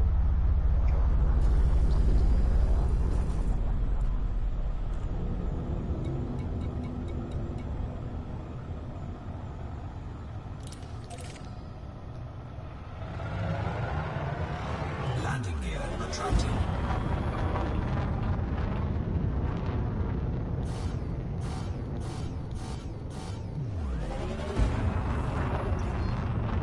Frameshift drive charging. 4. Yep, nav beacon.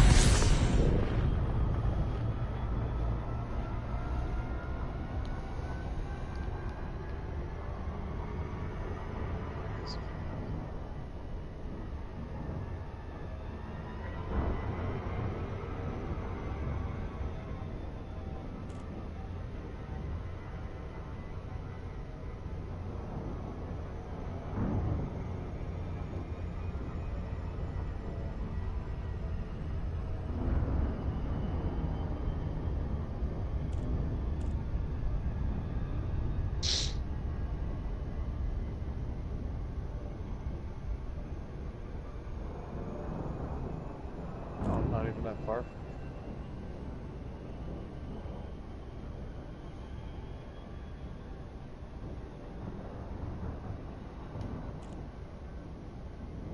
Yeah, that planet makes you go pretty slow.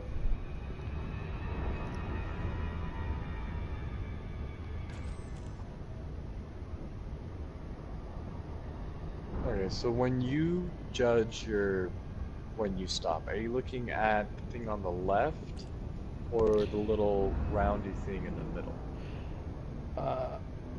I'm looking at the roundy thing in the middle. So when I start seeing the time hit like 12 seconds, I slow down to 50% throttle. And then from there, I kind of go up and down on the throttle to keep the time left at 7 seconds. Gotcha. Okay. Because yeah, I never honestly I never really even go to 50. Or maybe I'm just looking at the wrong time. Okay, whatever.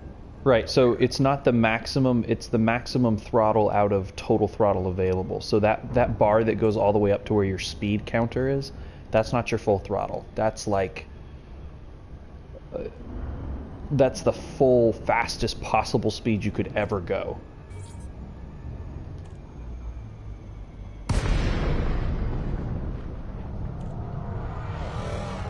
Like half throttle is in the bottom end of the blue area of your throttle bar, if that makes sense.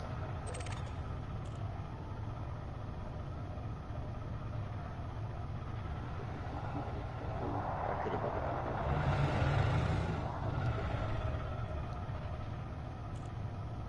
that. Yeah, you should be able to, once your frame shift drive cools down, you should be able to jump back over here.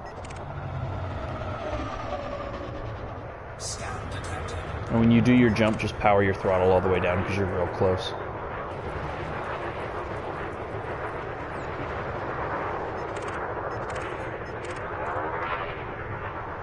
Did you upgrade your sensors? Yes. I got like a C. Cool. It was the 5.2 though. Scan detected. Scan detected.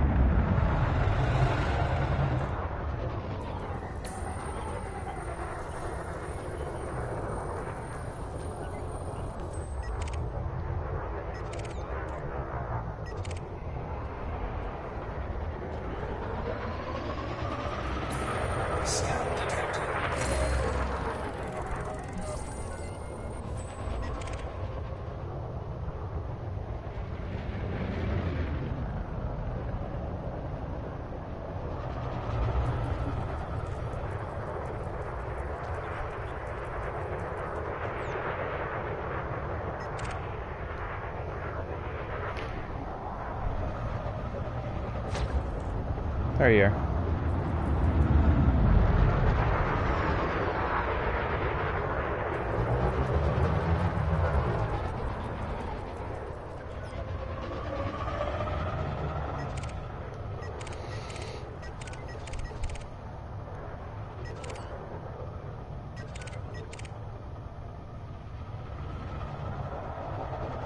So now I'm just targeting all the different ships looking for one that's wanted. Yeah.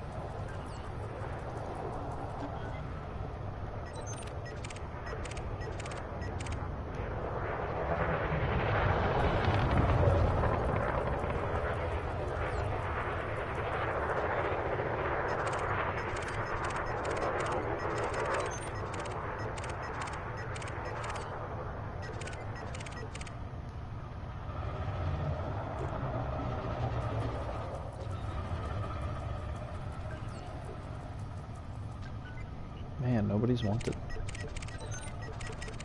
I'm not seeing anyone who's doing that. Maybe this Cobra. Hang on.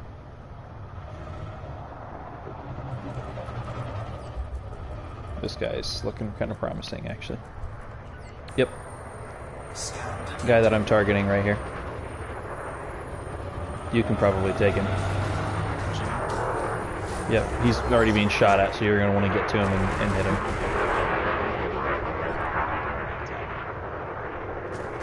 Did you hit him? Yep. Okay.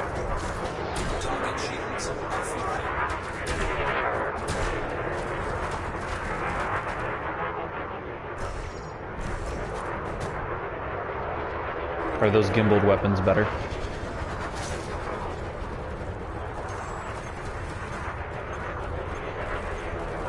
Yeah, you can actually, you know, like hit what you're shooting at.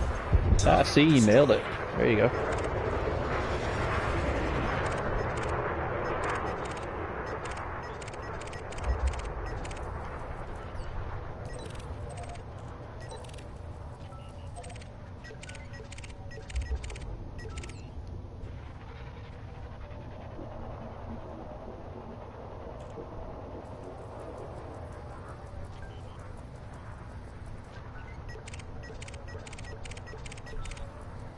Once you play enough, you'll start to, like, you can tell the difference, like, by looking at the name of the ship before you've even fully scanned it, like, whether it's probably going to be, like, the bad guys, just for whatever reason, they just look different than the good guys do.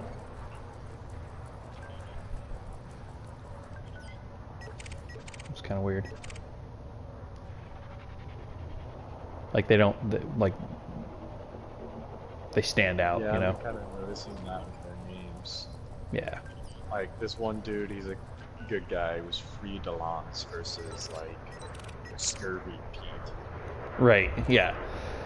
Part of that is there's missions where you could have to go, like, hunt down pirates and other bad guys and their names in the mission. So, like, the super weird names tend to be bad guys more often than good guys. Oh, here you go, I got one. This one's a python and he'll actually net a lot of money. So wait until I hit this guy.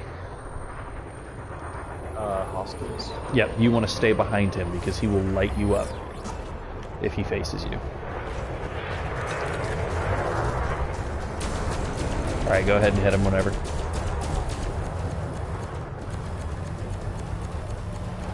This dude's ship is the multi-role equivalent of my ship. It's like the same price range as my ship. I actually, it's the other ship that I own.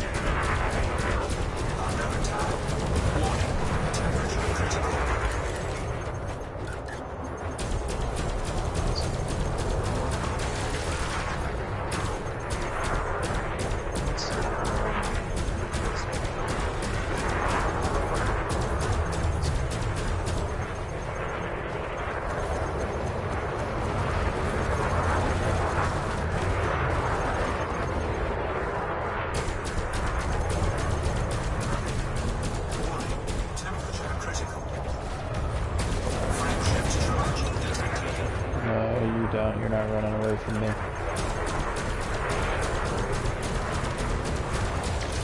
Target shields online. 117. Yeah, that's a pretty good bounty.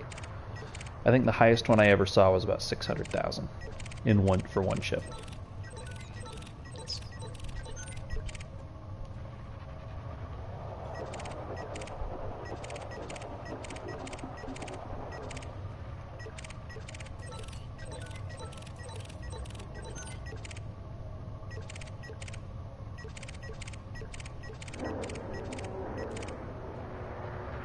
Scan detected.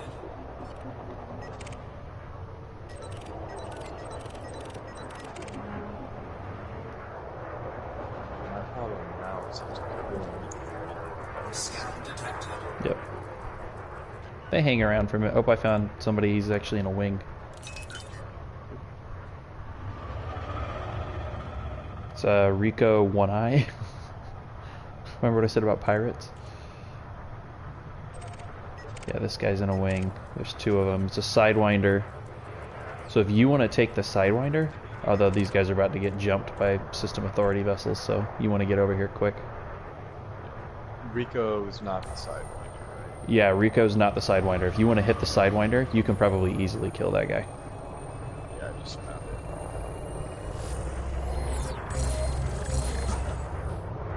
I'll scan the Sidewinder too, just so we make sure we get a full bounty out of him. So you can hit the Sidewinder whenever. Well, yeah, hang on. One sec. And go for it. Hit him. I'll hit his buddy.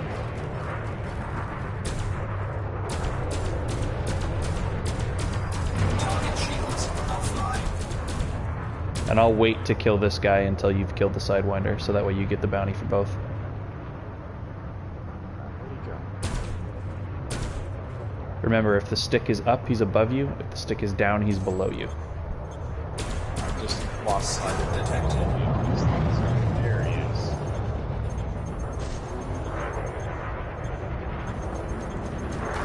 Target shields online. Scan detected. Under attack. Frameshift charge detected.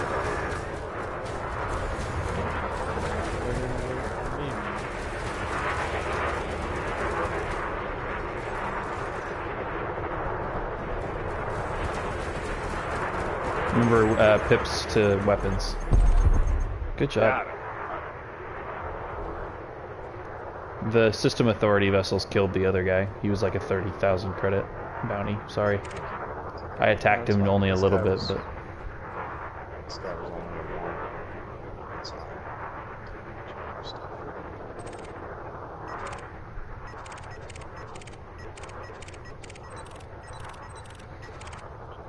Do you want to try going someplace with a little more action? Oop, I found someone wanted.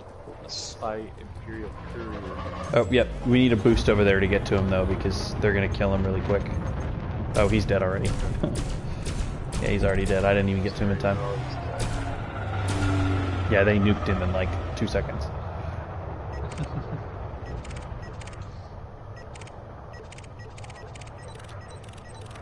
Let's see, what else is in this system? I'm down to go somewhere else if you want. There's a high-intensity conflict zone that we can try. Just be aware that you might die. So you may want to go back to Hale Port and trade in your bounties first. And then we can go to the conflict zone. You can see with that, there's a lot more fighting. It's kind of cool. Ooh, I found another wanted dude. Oh, Adder. yep. He's got a wing of 3. Yeah, we can take him. Just give me 1 second.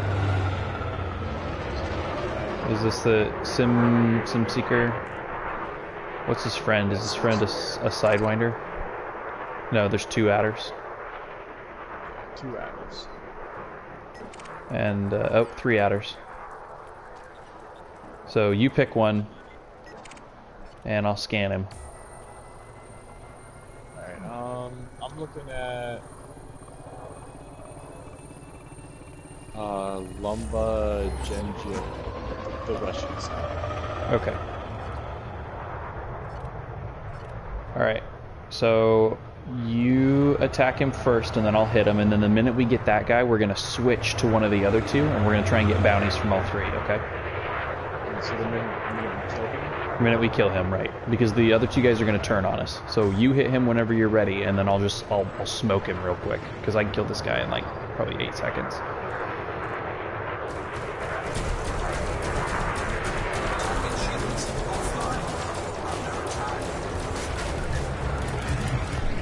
Keep going. His friends are probably going to all gang up on me, but that's fine because they're terrible. Okay, so now hold down X and press the down D-pad button, and it'll pick the next closest guy that is like hostile to you.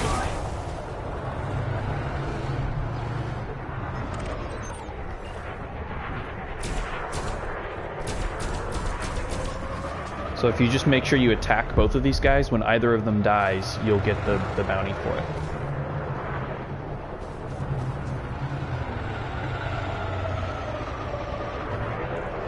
Target shields offline. Yeah, you're going to want to hurry. The System Authority vessels are killing them.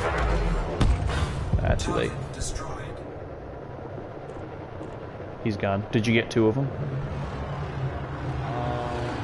You get a bounty for 2 or just the 1? Scout detected. Yeah. That's okay.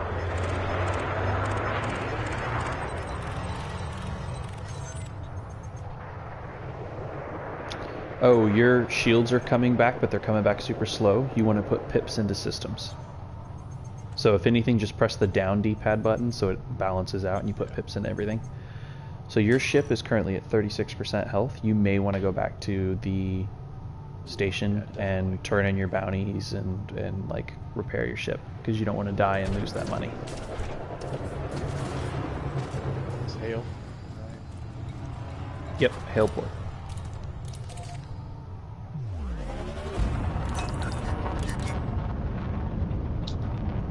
Frameshift drive charging.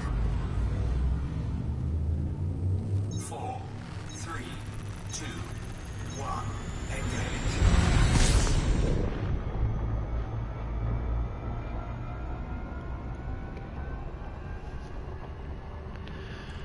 Oh, it's 12:30. Yeah, I'm thinking I'm probably gonna head to bed. I gotta get up at like 6:30. So I'll come dock. Yeah. I'll happily play with you tomorrow evening, though. Spencer will probably get on too. I'll be down. Okay. We need to convince Devin to play this with us so that he's playing something with When Spencer. do we want to do more Ghost Recon?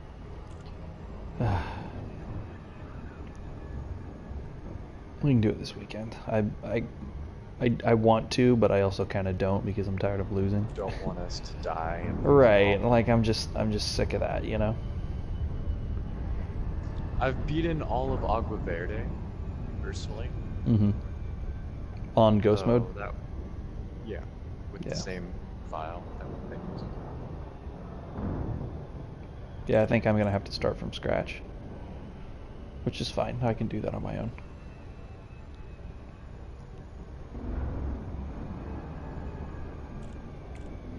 See, you're coming in way too fast.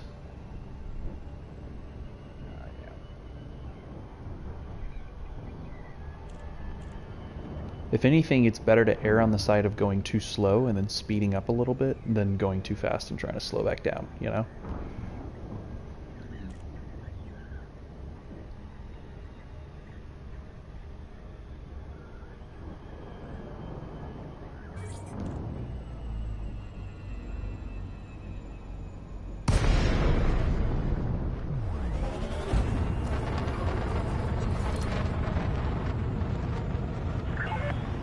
Zurkon Peters, Tango Hotel Echo. Please request permission from Starcon before attempting to dock at this station.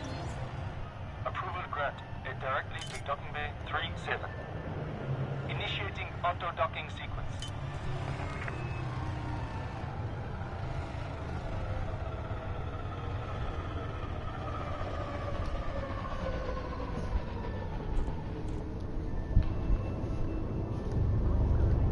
Scan detected.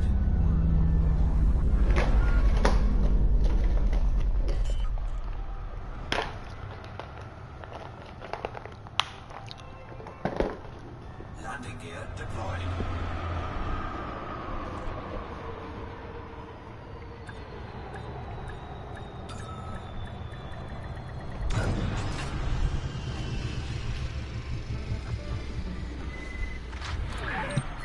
Touchdown successful. Clear for system shutdown. I'm gonna look and see if they have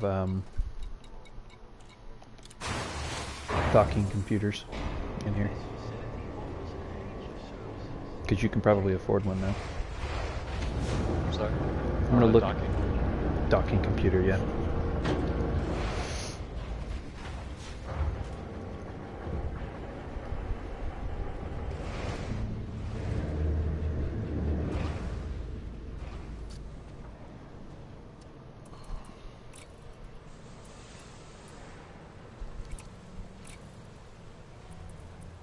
They do, and they cost 4,500 credits.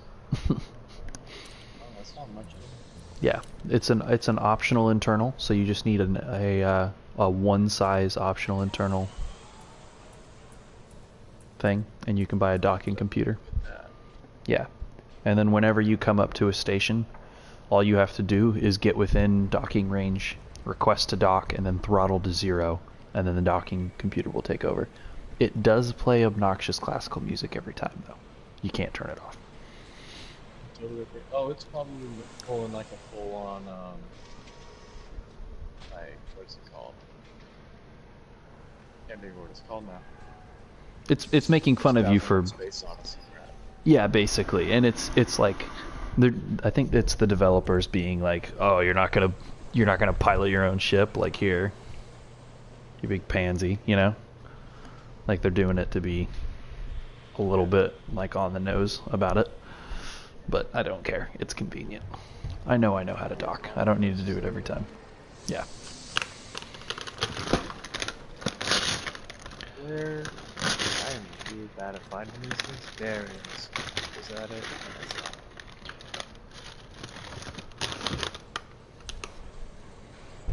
So you'll notice that all of the sides of the station, except for 2, rotate around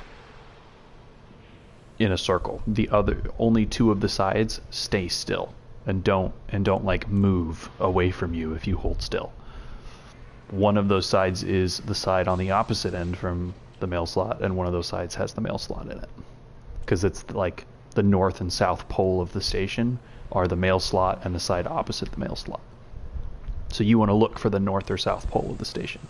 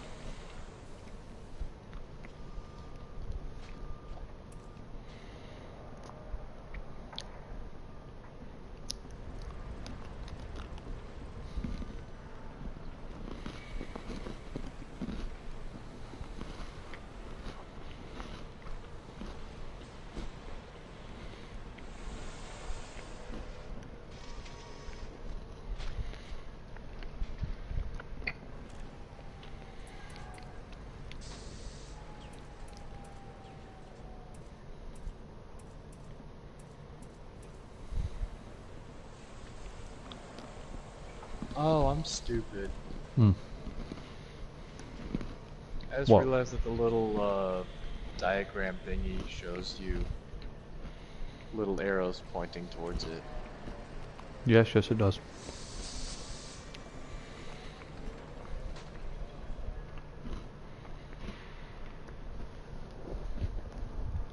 There's a lot of stuff like that in this game. Part of the problem is that there isn't like a tutorial, like a good UI tutorial. You know, it kind of just throws you into the game. Like, okay, have fun. Go fly dangerous, Commander. And you're like, what am I supposed to do? And they're like, oh my god, he's shooting at you. Oh, you're dead. Oh, wow, why didn't you stop that? You know, like, it doesn't do anything to try and teach you how to play the game effectively. That's why it reminds me of Dark Souls. Like, you first boot into a Dark Souls game and the very first enemy in the game will kill you like 9 times before you figure out how to stop. And roll. Like, it doesn't tell you how to roll. It's just like, if you don't roll, he will kill you repeatedly.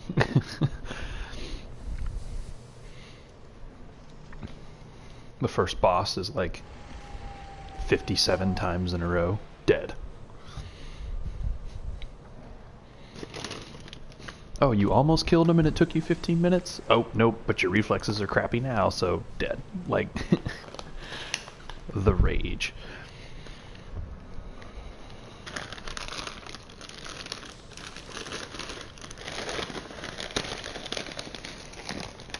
I think that's part of why I like this game, because there's no like consolation prize for doing kind of okay. Like, either you are good at what you're doing and you live, or you're bad at it and you die. And that's it. Like, there's no middle ground. There's no, like, if you're crappy at the game will kill you. And it doesn't care. You'll lose money, you'll lose ships. There's no, like, second chance, there's no save games, there's no nothing. You just lose. Either get it right or don't. Or get it right or stop playing. Like, get good or stop. Because you're just going to be frustrated if you don't get good.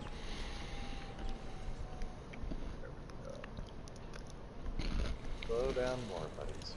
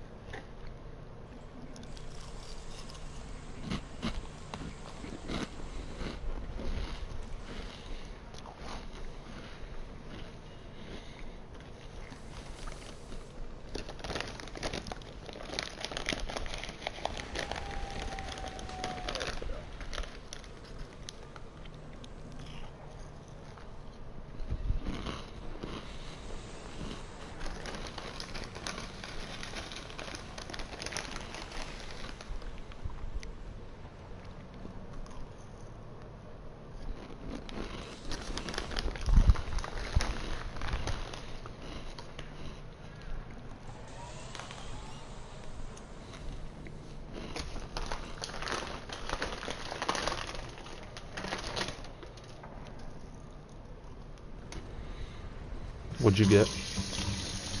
Or did you make it through the mail slot? Yeah, I made it through. I just prepared everything. Cool. Not to go buy it. Sweet.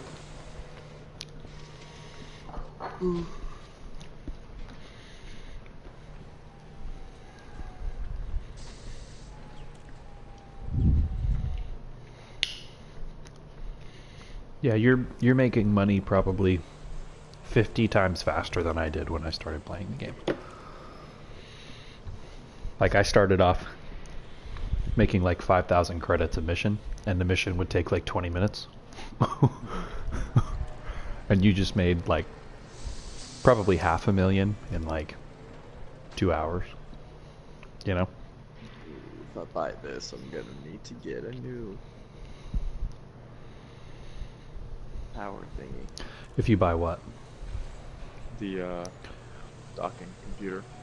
Well, not necessarily. So which... Deploy my weapons, it's gonna take me over. It's going to take you over, and that's okay. So what we're going to have to do is we're going to have to look at your modules and set some of them to be low priority on the power scale. So every time you deploy your weapons, your ship's computer will automatically turn them off. For example, your cargo scoop. For example, if you wanted to, you could do your frame shift drive, though that's kind of risky because it takes a couple seconds to boot back up. You could do your docking computer. You could just set the docking computer to turn itself off whenever you deploy your hardpoints. So that way you'll just get a notification every time. It'll just say, hey, you know, power limit exceeded, disabling modules. It'll just, like, the voice will come on and say that every time. But whenever you take your hardpoints back down, the docking computer just turns itself back on. And since you can't dock with your hardpoints out anyway, like, there's no reason, you know what I mean? Like, it's not really relevant. Yeah. Okay. We'll definitely do that then. So as long as you don't go over it with hardpoints, so like the purchase of a hardpoint is what sets you over, and you can't turn anything off to offset it, you can actually go over that limit and just like configure modules to shut themselves off, which I can show you how to do. Yeah, so I'm looking at all the ships this place has. Holy crap, these things are expensive. Which ones does it have?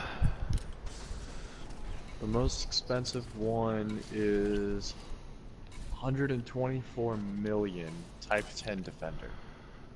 Yeah.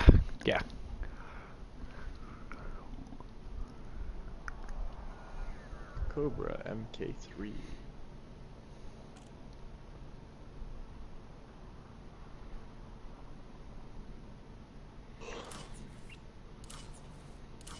Okay, bought my stuff, so I just have to show me how to do the whole module turn off thing. That'll be good. Yep. So if you... Yeah, you can. It's really only useful if you have a fighter. Like a fighter bay. Because then your crewmate will fly the fighter, or they'll fly your ship for you while you fly the fighter. Otherwise, when you leave your ship just sits there. Interesting. So if you go out into the right side menu and go over to modules, it's the second tab. And you see how it lists your modules in descending order from highest to lowest power utilization. So your highest power utilizing module is always going to be your thrusters, and then probably your shield, and then like beam weapons are up there. Your power distributors, usually about 2%. If you see how at the bottom there's output and usage, and then there's like the usage bar is divided into numbered sections. So there's going to be a section number 1, and then probably like a section 2 or 3 or 4. Yeah. So the priority is what places things in those sections. So if you were to set your thrusters to priority 4, and then you were to go over your power limit, your ship would shut your thrusters off for you. Okay. So what you want to do is you want to take whatever systems you don't want to be on whenever you deploy hardpoints, in the order that you don't want them to turn on, and put them in like group 4 or 3, something higher than 1, something higher than whatever your weapons are. Gotcha. Okay, so I'll make that docking thing a 4. Yep. And then you can test it by taking off, flying out, make sure you're out a decent ways away from the station so that it doesn't bitch at you for taking your weapons out. Turn your weapons on, and if you can still like release your weapons and fire them, and it gives you a message saying like disabling modules, it worked. And then you can turn around, come back, and then try auto docking and see if it lets you auto dock. That would be a good test.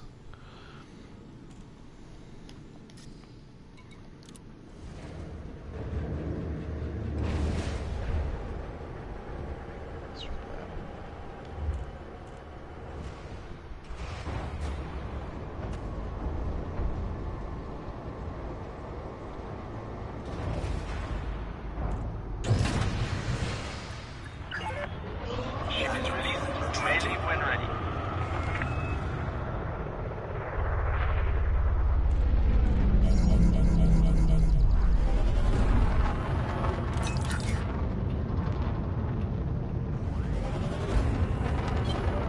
Flight assist off. Don't do that. Yeah, I'm just used to that being like accelerated. Well, all clear. Good luck, Commander.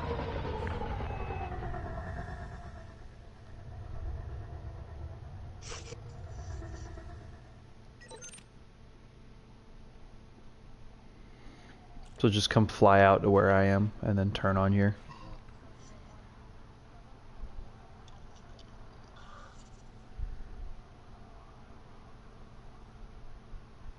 Like basically once you get out of the mass lock, you're good to try it out. Pretty much.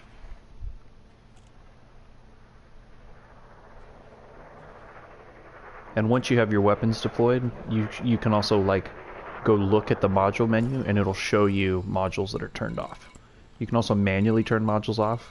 One of the main benefits of this is that the less heat your ship generates, the harder it is to pick up on scanners. So if you're trying to smuggle stuff into a station, you turn off all but your critical modules, and it makes it harder for like system authority vessels to scan you because they can't actually see where you are. So if you want to be a smuggler, you can like turn modules off. You can also do it for combat, but it's not as, most people don't like try and run stealth combat because it's really hard to do. Okay, so yeah, they definitely just turned off my docking.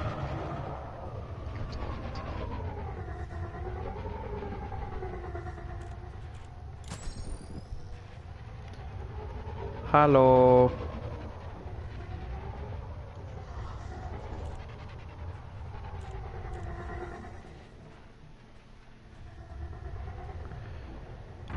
Also, if you... Oh, no, don't do that. You'll kill yourself. What did that do again? Reckless flying will You result boost in into a me. hefty fine, Commander. Sorry.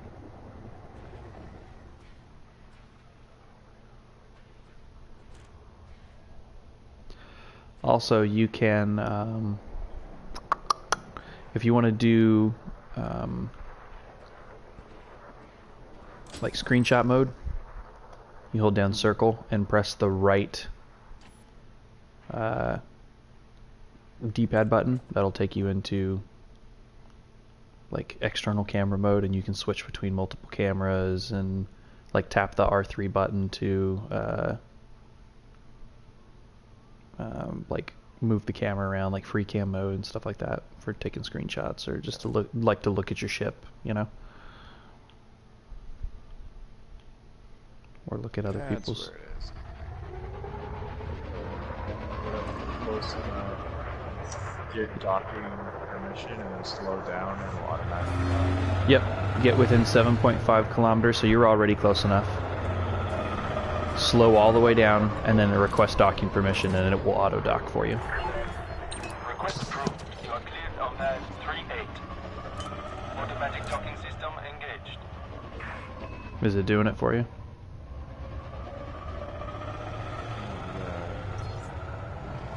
Cancel dodge. And then Well, make sure that you're Scan detected. that the module's turned on. Go look at modules and make sure it's not powered off. my guns are still out. Oh, yep. Did it turn back on when you took your guns off? Yep. Auto lock is going in now. Or auto dock. Yep. And it should fly you right up to the pad and set you down. Now, you still kind of want to watch it, because I have seen where it will crash you into NPCs or crash you into the wall. Like, it can destroy your ship if you're not paying attention. So if you have to yank control back, if you just do, like, you throttle up real quick, it'll kick off, and then you're back in control of your ship. Contact confirmation. But that's like 1 out of 1,000 times that it'll do something like that, in my experience. Yeah, that was so much better. Yep. Alright, man, I think I'm gonna head to bed. Yeah, absolutely. I love you, man. I'll text you tomorrow. Maybe we can play with Spencer. Alright. Alright, bye.